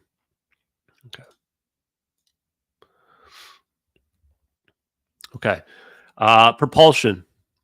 Landau and Lifshitz on page 349 of their fundamental treatise said, since it has definite energy, the gravity wave itself is a source of some additional gravitational field. Its field is a second order effect, but in the case of high frequency gravitational waves, its effect is significantly strengthened. Thus, it is possible to change the gravitational field near an object by means of high frequency gravitational waves and move it. Bonner and Piper state loss of mass and gain of momentum arises. So this is how you get inertial mass reduction. You actually just produce high-frequency gravitational waves around an object. That's how you get inertial mass reduction. So there's a direct link between inertial mass reduction and production of gravity waves. Are you listening, guys? This might be the most important stuff you guys have ever heard regarding advanced science. So if you want to understand why I'm not going to talk about this much more, because if you've been listening to this for the last hour, you know how serious this is. So loss of mass and gain of momentum arises because of the emission of quadrupole or octopole gravitational waves. Thus, according to them, one has the potential of propelling a craft by means of gravitational waves. Fontana, in his conference paper, quotes theories that predict high-frequency gravitational waves can be employed for propulsion, that is, the generation of space-time singularities with colliding beams of high-frequency gravitational waves, and could be a form of propellantless propulsion. He just said you can produce a wormhole. Let me reread that so nobody misses this. Theories that predict high-frequency gravitational waves can be employed for propulsion. That is, the generation of space-time singularities with colliding beams of high-frequency gravitational waves. Pop. That's what the orbs are doing, chat. High-frequency gravitational waves. They're literally using the beam, and then they're crossing the streams, and they're creating a singularity, just like it's being described in this 2003 paper. The concept is that high-frequency gravitational wave energy beamed from off-board can create gravitational distortions, that is, hills and valleys in the space-time continuum, that spacecraft or other vehicles repelled by or falls into or falls towards. Again, high-frequency gravitational waves proposed propulsion means. Guys, the MH370 videos are real. The MH370 videos are real. I don't give a shit about debunkers. We're literally looking at the fucking gravitational waves being produced. These are high-frequency gravitational waves being produced. This is why Salvatore Paez wanted to talk to us. He knew exactly what he was looking at in these videos. This is probably why he's had to go dark as well. I mean, look at the dark lines. In fact, I'm going to show a different version of this video because this isn't the part I really want people to see, although that's what these orbs are doing right here. They're producing high-frequency gravitational waves. Yeah, it's crazy they figured this out decades ago. That's the start that's scary, Arwen. If this had just been figured out only 10 years ago, I wouldn't be freaked out. They've been suppressing this for a long-ass time. This has been getting suppressed for a long time. This is scary, bro. So let me show the other one. I want to show the black and blue version. So this one, you can see the gravitational waves very clearly. That's exactly what these orbs are doing. They're producing the same thing that allows them to produce their propulsion is literally inducing a singularity when they converge. This paper proves it. This paper proves all the science. It even has the equations as well. So when you want to know why I'm not messing around with Overunity and all this other shit, because I fucking know this is real. Look at the dark lines in front of these orbs, man. Look at those lines. They're creating a gravity wave in front of themselves, pulling themselves forward. That's exactly what they're doing right here. I mean, it's wild. Yeah, just downvote the community notes or whatever. We're gonna get these people banned that are like actively attacking me on the community notes. We're gonna get them all banned. Like I have like a huge disinformation apparatus that is attacking me because we're literally revealing the United States government's secret technology. Look at this. You can see the lines in front of them even here. And then they converge and poof, dude. Wild. We'll deal with the community notes after this. Actually, I might pull them up right now so that we can start getting them reported. Let me take a look.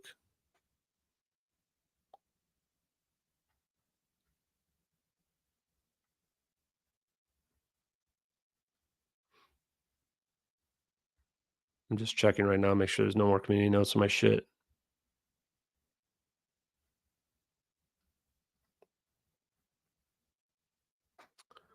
Okay. Yeah, this community note still hasn't been removed from my post. So I am going to send Twitter a cease and desist, by the way. So make sure you guys, if you haven't, make sure you report this community note as harassment and everything that else that you need to report it as, please. I am tired of the bullshit from these debunkers. So please go to this post. Let me switch it over.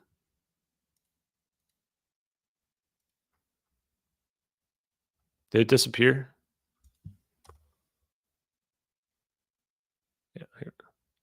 Yeah, I don't know. It looks like it disappears when I show it, but it's still definitely there. Yeah, anyway, it's on the Overunity announcement as well. So there's absolutely no reason why my post should be community noted. So there's nothing there that needs to be community noted on this post. There's nothing wrong. There's nothing false about it. Whether or not people understand how Overunity works, I really don't care. It's true. So Redditors need to start coming to terms with reality. I don't care what the fuck these idiots think. They're wrong. Simple as that. Yeah, so if you guys can please check, let me switch this up here. I'm going to pull this up so you guys can see. Please check this post here over Unity. Please make sure you vote it not helpful. Please make sure you report the community note on here as well so that we can get them banned from posting fake community notes on my content. I'm not interested in that. If people have their minds broken, they need to go somewhere else and deal with it. Yeah, the plane did get disappeared. They used a gravitational wave to warp that plane or teleport that plane, whatever you want to think of it, somewhere else. Yeah, so those videos are real. That is what the United States government is capable of, and it's pretty scary when you think about it. Honestly, it's pretty scary. Okay, let's go back to this. Yeah, you can basically put everything on those community notes. Like you can say it's opinion, you can say it's harassment, you can say it's not needed. All of that is true. Some of these community notes are just getting absurd at this point. I've got like a series of extremely mentally ill people that are harassing me and posting fake community notes on all my content because they're so angry that their world is a lie. That's the truth. That's the true reality of what's going on, is that there's a bunch of mentally ill people. They're mostly Redditors. They are coordinated. They have a Discord of 400 people where they coordinate the harassment and they post fake content about me. They make lies about me. They're spreading disinformation about me. They're spreading disinformation about the science because we're literally exposing the United States government's most powerful weapons. That's what's actually happening. And I don't think that they're all disinformation. I think that some of them are just completely mentally ill retards. But some of them are probably being directed behind the scenes as useful idiots. It wouldn't surprise me. End of the day, hopefully the good guys will win. Yeah, honestly, they do need to bring back mental asylums, man. Some of these people like actually need to go back to a mental asylum. That's where they need to live out the rest of their days. It's scary how fucked in the head some of these people are. It really is. Okay, let's keep moving on. So the physics side, when high intensity, high frequency gravitational wave is focused by means of a high temperature. Okay, so this is the one you guys need to pay attention to as well. Okay, I want you guys to pay attention to this. Yeah, Nancy. So if you're just new to this, like we've been literally exposing like the government's most secret technology that many people. This is how they've suppressed it. Is that so many people are so dumb. They've been taught the wrong version of science and physics and electrical engineering that they don't even know what's real anymore. This is the sad part of where we're at today. This is why it's been so easy for them to hide it for so long, is that they have morons do their bidding and push fake shit on the internet. Like they don't even really need to do much because people are so dumb and they're so adamant and confidently wrong that they claim that whatever they were told by their academics and their authority must be the only thing that's possible. And this is why I've issued a challenge on Overunity, where we have a real Overunity device that if anybody is an actual electrical engineer that has a big platform and they want to take the challenge up, then all they have to do is sign an NDA. And when it's proven to them that it's Overunity, they have to tell the world. They have to tell their platform, and they have to tell the world that we are legit. Simple as that. Okay, let's dig back into the physics now. When a high intensity, high frequency gravitational wave is focused by means of a high temperature superconductor or HTSC lenses, so you can turn a superconductor into a lens to dimensions of a few microns, that's pretty small. Gravitational wave driven nuclear phenomenon, including quantum jitter, may occur. Does that remind you of anything? How about the tic tac? Quantum jitter may occur. As discussed in 7, it is hypothesized that since the smaller particles have a more detailed structure, they are more fragile and susceptible to space-time geometry warp or tear caused by gravitational stress related to large gravitational energy or high-frequency gravitational wave flux. It is also recognized that as the focus intensity of the lasers or possibly high-frequency gravitational waves increases from 10 to the 20 to 10 to the 26, photo excitation of low flying nuclear levels, photonuclear, and ion reduced reactions and pion production can occur. Utilizing a high temperature superconductor lens for concentrating high frequency gravitational wave power, the theoretical 10 megawatt pulse output predicted, 380 kilowatt continuous power predicted, 11 kilowatt continuous power predicted, and the over 1 kilowatt pulse power predicted could be concentrated to produce or provide high frequency gravitational fluxes in excess of 10 to the 20 watts per meter squared. So basically this is saying that you can use a high temperature superconductor as a lens to focus a gravitational wave and increase its power. Wow. So we can use a laser and we can use a high temperature superconductor to focus a gravitational wave. Well, chat, Yahtzee. Absolute Yahtzee, chat. This is why Salvatore Pius wanted to talk to me. So I mean, I just nailed it. It's sad that like we know more about how this works than 99.99% of the public. Crazy, huh? Totally crazy. Okay, imaging. And this is the last one, and then I think we'll just get to the conclusions. Lower diffraction for high frequency gravitational waves allows for imaging using the photorefractive properties of high temperature superconductors for use in communications, propulsion, and optics. Such refractive properties were first found by Ning Li and David G. Torr. Theoretically, one can image resolve 2-point sources whose angular separation is whatever, alpha, and the diffraction is given by this. So refractive properties of the high temperature superconductor as established by the pioneering analysis of Ning Li and David Torr also open up the possibility of a high frequency gravitational wave telescope. What? We can make a telescope out of this? Ning Li was the one figuring out about high frequency gravitational wave optical capabilities and lenses and the ability to create a telescope and potentially be able to create physics that allows us to achieve energy densities and gravity waves that we never thought were possible. No wonder Ning Li got pulled into the black world. Look at, like, she's on the forefront of all this stuff, chat. So here we go as well. Rapid stellar compression shock waves, jerks, and even more speculative near relic mini black holes, a candidate for dark matter. So basically, this is going to let us figure out if the big crunch is real. It can let us figure out a bunch of stuff that's out there. It has been the fashion to look for celestial sources of rather low frequency gravitational waves. Now my eyes are opening the possibility of celestial sources of high frequency gravitational waves. So this also mentions the idea that LIGO is not finding high frequency gravitational waves. And so we're actually suppressing high frequency gravitational wave detectors as well. So not only are we just suppressing all this other stuff, but everything about high frequency gravitational waves is being suppressed from the public right now, including all these capabilities. If intervening matter between high frequency gravitational wave detector, a generator, and detector causes a change, even a very slight one, in the high frequency gravitational wave polarization, direction, frequency, or results in extremely slight scattering or absorption, then it may be possible to develop an HFGW X-ray like system.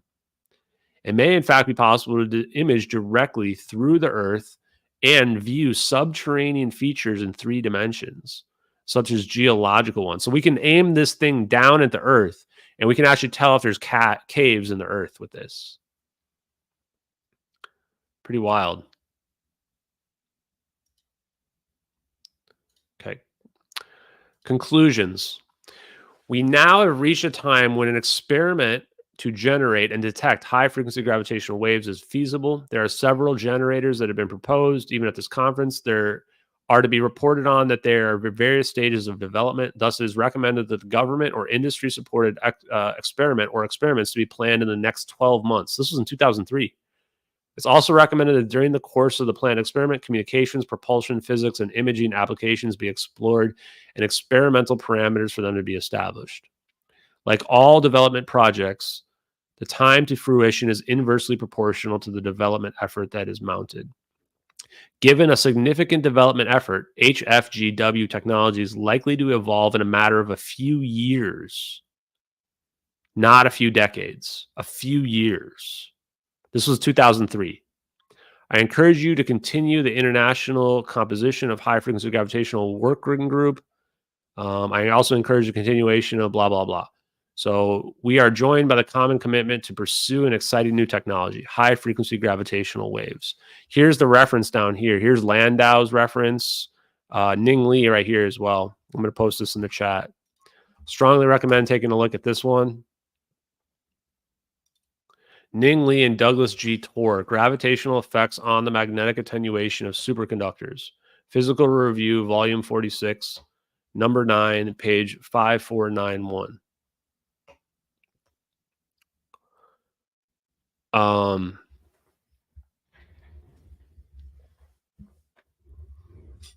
Yeah, so we're probably going to want to take a look at this one, this paper. If you guys can find this and post this in our science channel as well on the Discord, I would greatly appreciate that.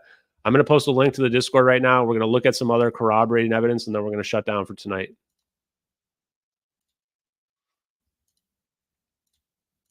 Yeah, if that community note's not gone by tomorrow morning, I will be sending a cease and desist to Twitter, and then I will sue Twitter and take their money. I'm not playing around with defamation in the form of community notes on my content. If they're going to falsely claim that I'm scamming, I am going to sue Twitter. So hopefully Twitter does the right thing and they ban the users that are perpetuating defamatory falsehoods about me on their forum. Since Community Notes is the one that posted on there, I do hold Twitter, X Corporation, Elon Musk, to be liable, both from a civil and potentially a criminal perspective when it comes to defamation. Defamation does reach criminal levels in certain states. Okay, what was I going to post? Oh, here's the Discord link, guys.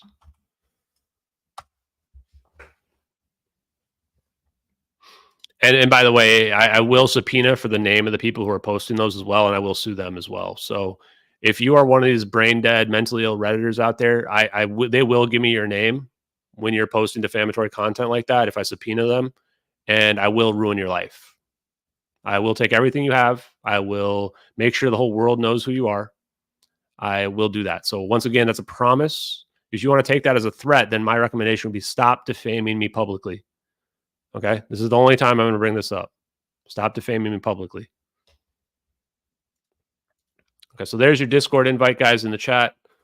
There's the Ning Li thing. So just to be 100% clear, Overunity is real. It is real. I do have a device that does work, that does produce Overunity. It's not a scam. Nobody's being scammed. It is real. You don't understand how science works. Overunity is real. High frequency gravitational waves are real. The public doesn't know about it. You were taught incorrectly. The textbooks in the United States are wrong. Just want to be 100% clear about this for everybody that's out there.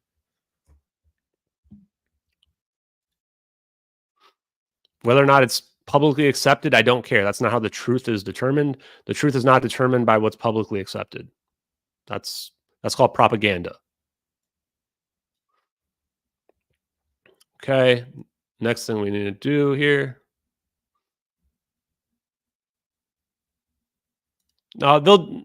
Twitter will remove it, and they will ban the person who is posting the false community notes. So we will get that taken care of. Don't worry. Twitter's not interested in getting sued for defamation. I guarantee you that.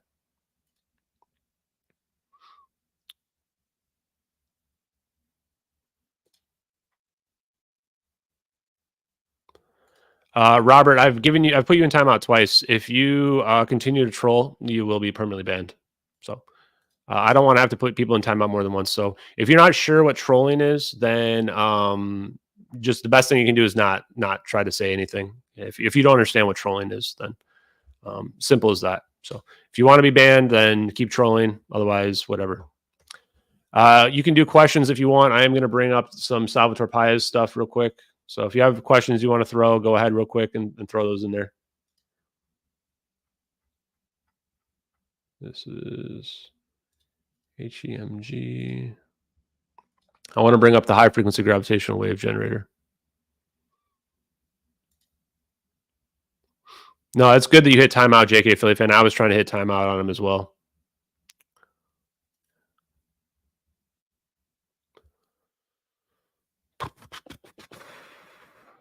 Yeah, a lot of people just they don't know how to interact with people online. It's super annoying. People just people just act like total pieces of shit online.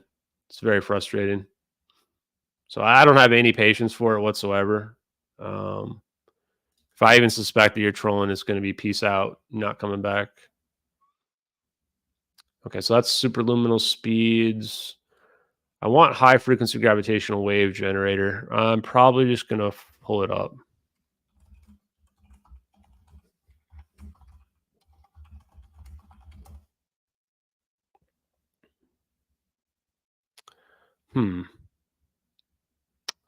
Where is the paper?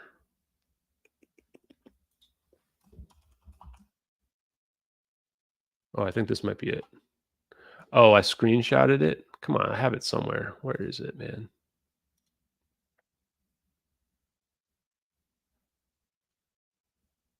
Oh, I think this is it.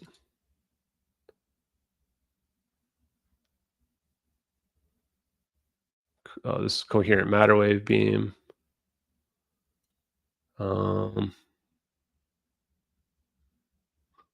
One sec, chat. I think it's one of these. Here it is. High frequency gravitational wave induced propulsion. Yeah, Salvatore Pais is definitely legit. Okay, yeah, here we go. Wow. Crazy. I'm going to switch this over to this other one.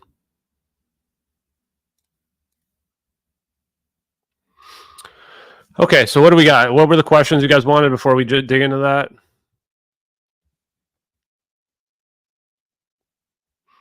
Are there any countermeasures? The only countermeasures I would say is that we have to have a high frequency gravitational wave generator so we can detect them the same way we detect somebody who's trying to produce a nuclear bomb. Currently taking notes about information about the ether or Unity. What's another good topic to merge into? I don't know. I can't answer that. Let's see. Tommy's podcast. Yeah, I don't know, guys. There's plenty more podcasts. I've got like podcasts like every single day. I'm kind of tired of podcasts as well. Truth is, like, I would be happy to, stop doing all this and stop exposing the government, but I don't have a reason to stop yet. So if in the future I do stop, it's either because I've been silenced or because I've decided to do this full time. We'll see. Till then, I'm just going to tell you guys as much as I can tell you. We'll just keep going with it. Can the device be scaled up? I don't think that the device that I am promoting is going to be able to do this. I think that these types of devices are very tiny. Very, very tiny.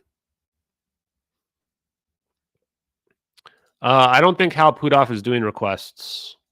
So Hal Puthoff, I think these guys, they have no reason to come out and talk to people. You guys like really underestimate how much money some of these people are making, I think. They don't need any, they don't even care about being known, honestly. So that's the truth. There's no time frame for a post North American rollout right now. We just want to get the North American rollout, make sure that that works, and then hopefully don't get disappeared or whatever. And then that'll be great. And then we can roll out to other people. The more people that we roll it out to, the more risky it is that it gets out in the public and somebody makes a YouTube video about it, and then we might get in trouble. The leaker has not spoken about this at all. Nobody's found the leaker.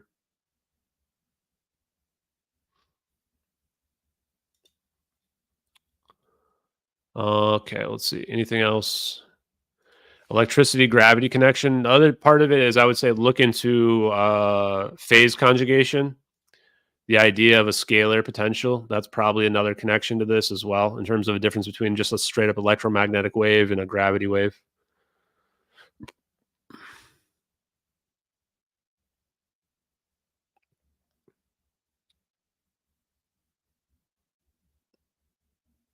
Okay. Anything else? I'm not going to be broadcasting live from the Cosmic Summit, but I think we are going to do a space from the Cosmic Summit. So I'll try to do that on my phone.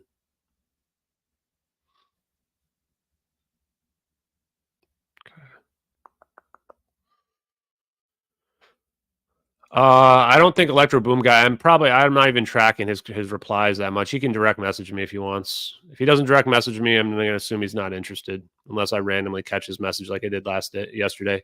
Once we post pictures of the producing Overunity from the multimeter, then I think some people will probably get a little bit more interested. That's probably going to be like a couple weeks though. But the moment I have that, we'll post them.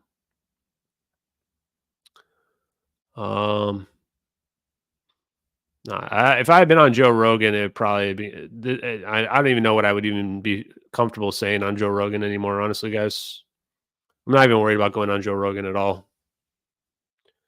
I imagine in the future, if this all plays out the way I think it's going to play out, that he'll be begging me to come back on. Okay. Let's go here. Okay. High frequency gravitational waves. Now this is Salvatore Paez's paper. Oh, it's like a weird reading mode here, huh? So this is a lot of the same stuff. Controlled motion of charged matter under rapid acceleration transients may enable macroscopic quantum coherence, namely possible the quantum mechanical behavior of macroscopic objects. The accelerated vibration and or spin of charged matter may generate high power, high frequency gravitational waves, which can be used in a variety of applications. So, I mean, high vibration of charged matter. So charged matter is just like electrons, right? So let's say that you've got like an aluminum tube and you just have an AC current at very high frequency running through it. Is it possible that we can induce superconductivity that way? And if so, then that's going to produce gravity waves, high frequency gravity waves, and quantum coherent effects.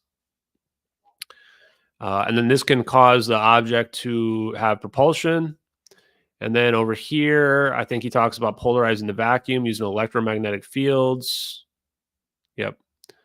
Interact strongly with the local vacuum energy state.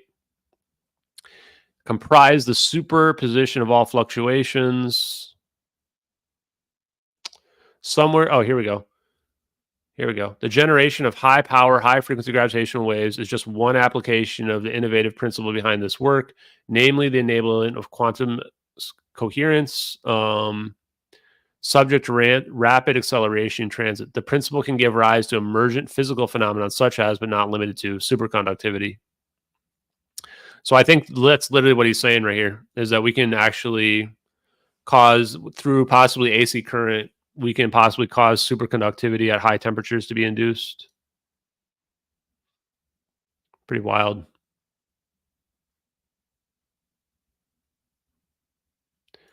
Yeah, turning you into a pocket of particles and then back again, maybe.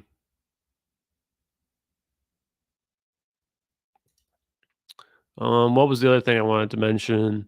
Also, the energy densities are pretty comparable to what was mentioned by Robert Baker here as well. Thought that was interesting.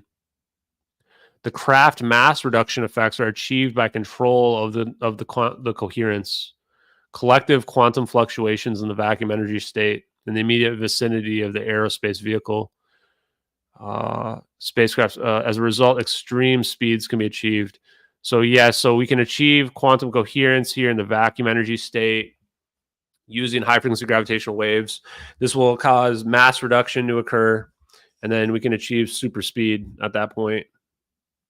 In a nutshell, this concept relates to electromagnetic device which induces vibratory mass energy fluctuations within a structure which may or may not be solid in nature, thus generating EM plasma nonlinearities. I think we can actually produce a Stargate. Yeah, probably. I never thought I would say that. Superposition just has to do with the idea of, is the cat inside the box alive or dead before we look? An object can be in two places at the same time. That's superposition. And since time and space are connected, then it becomes questionable about how time works in that respect as well. Yeah, you could argue that the aircraft became a superconductive aluminum tube. You might be able to argue that, yes. I think one of the things that I talked to Salvatore Paez was on solid state, doing this to something that's solid state. And that's what he's talking about right here, so that we could actually induce superconductivity in basically anything, especially in aluminum. And aren't airplanes made of aluminum? That's interesting. I wonder if that's the connection here as well. You can post anything you want to post, man. If you're a moderator, you have the capability to post links. Going back to our subject matter at hand, a report written by the Jason Group of the MITRE Corporation. That's the same corporation Bob Baker was talking about. Oh, what? For the Office of the Director of National Intelligence, the Defense Intelligence Agency. This is the paper. What? Comes to the conclusion that current means and methods of producing HFGW do not constitute national security threat, and in no shape or form can such physical entities be used for advanced propulsion. But the Jason report considers very low electromagnetic energy fluxes when compared to those generated by physical mechanisms described in reference 9. This exceptionally high power intensity induces spontaneous particle pair production.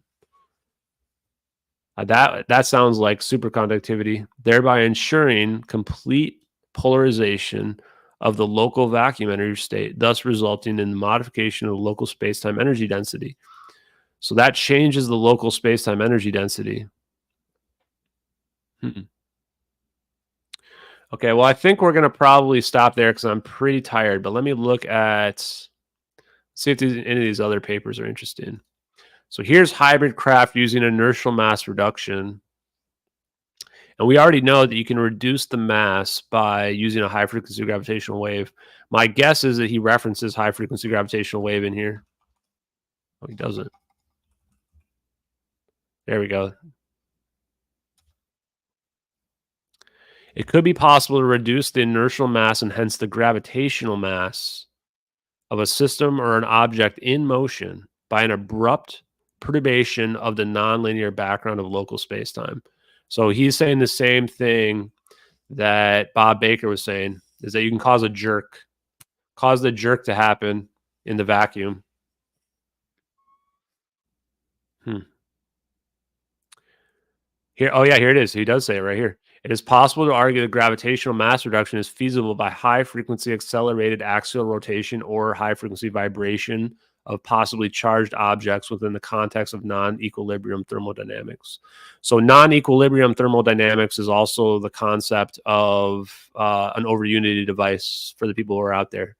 So Overunity devices are real. It's non-equilibrium thermodynamics, meaning that you can take energy into your system.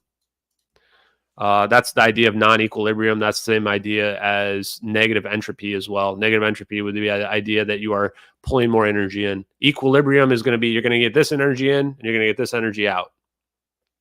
Non-equilibrium is going to say you're going to get more energy in and then you're going to get all this excess energy out, less than what you put in. So there you guys go. I'm actually understanding these papers way more now. Okay, so I think the next couple streams we're going to do is we're probably going to rewatch the Salvatore Paez interviews on my YouTube channel.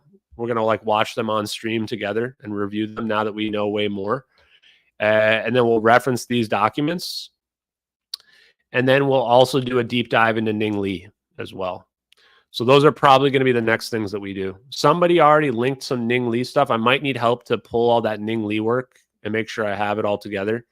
I also want, if somebody can post that scientific paper from Ning Li from 1992, I want to look at everything Ning Li's done around superconductors. I'm actually starting to understand this now. I'm still missing the missing link between how we like experimentally show the superconductive wave or the gravity wave. But other than that, I think we're very close here, guys. If I do start to pause at certain points, it's probably because I've had an epiphany related to it, and I don't really want to say on stream how to produce a gravity wave. And the reason for that is because of what Salvatore Paez said in the beginning of both of our interviews. He said that he doesn't want our enemies to figure it out. Although at this point, if they've been following along, they've probably already figured it out. But I do respect national security, and I am starting to get pretty awkward about some of this. We're getting pretty far away from the MH370 stuff. I think we've already proven the science is legit. So those videos are definitely real. That's what happened on the plane. And I think I'll be happy with just bringing free energy to the world. I think that's enough. People can't really hate on me if I bring free energy to the world. So everything beyond that, if I keep it secret, I'm sorry. I've given you guys a ton of information here where you can figure it out yourselves. So Next couple streams, Salvatore. Yeah, this is fan fiction, guys. This is fan fiction. Yeah, this is fan fiction. Salvatore Paez interview review, and then we'll also take a look at Ning Lee. So those are going to be the next things we do, guys. I appreciate you guys. That was a long stream. Thanks for hanging in there. I'm going to pass out. You guys have a great night. Thank you guys very much. And we'll talk again soon. Next stream will probably be tomorrow, but no guarantee. So I got to get the stuff together, guys. Yeah, it's already been here, guys. That's the beauty. It's been out there forever, but it's been out there hidden for a long time, friends. Thanks, Bernie. Thanks, everybody in the chat. Z, Jalapeno T, H600 Mike, William, I think Bill, a lot of people. Regina, appreciate you too. You guys are awesome. Okay, guys, I'm going to play us out with the one song that we haven't heard in a while, which was the one about the parts being found. Sweet guys. Peace.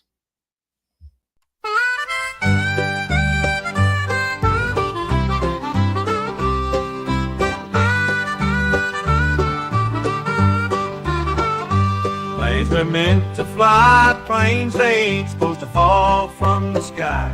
But if they do, they'll leave behind more than a piece or two. Planes just be flying, I know you think I'm lying. The USA, they be hiding the truth, and I ain't buying.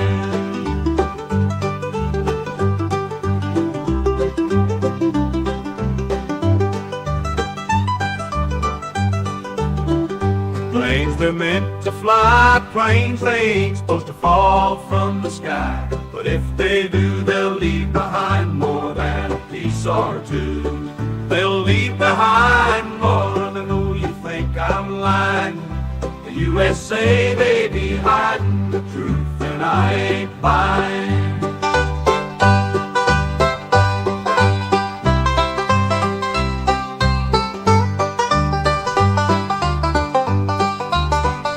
Planes they're meant to fly, planes they ain't supposed to fall from the sky. But if they do, they'll leave behind more than a piece or two. Planes just be flying, I know you think I'm lying. The USA, they be hiding the truth, and I ain't buying.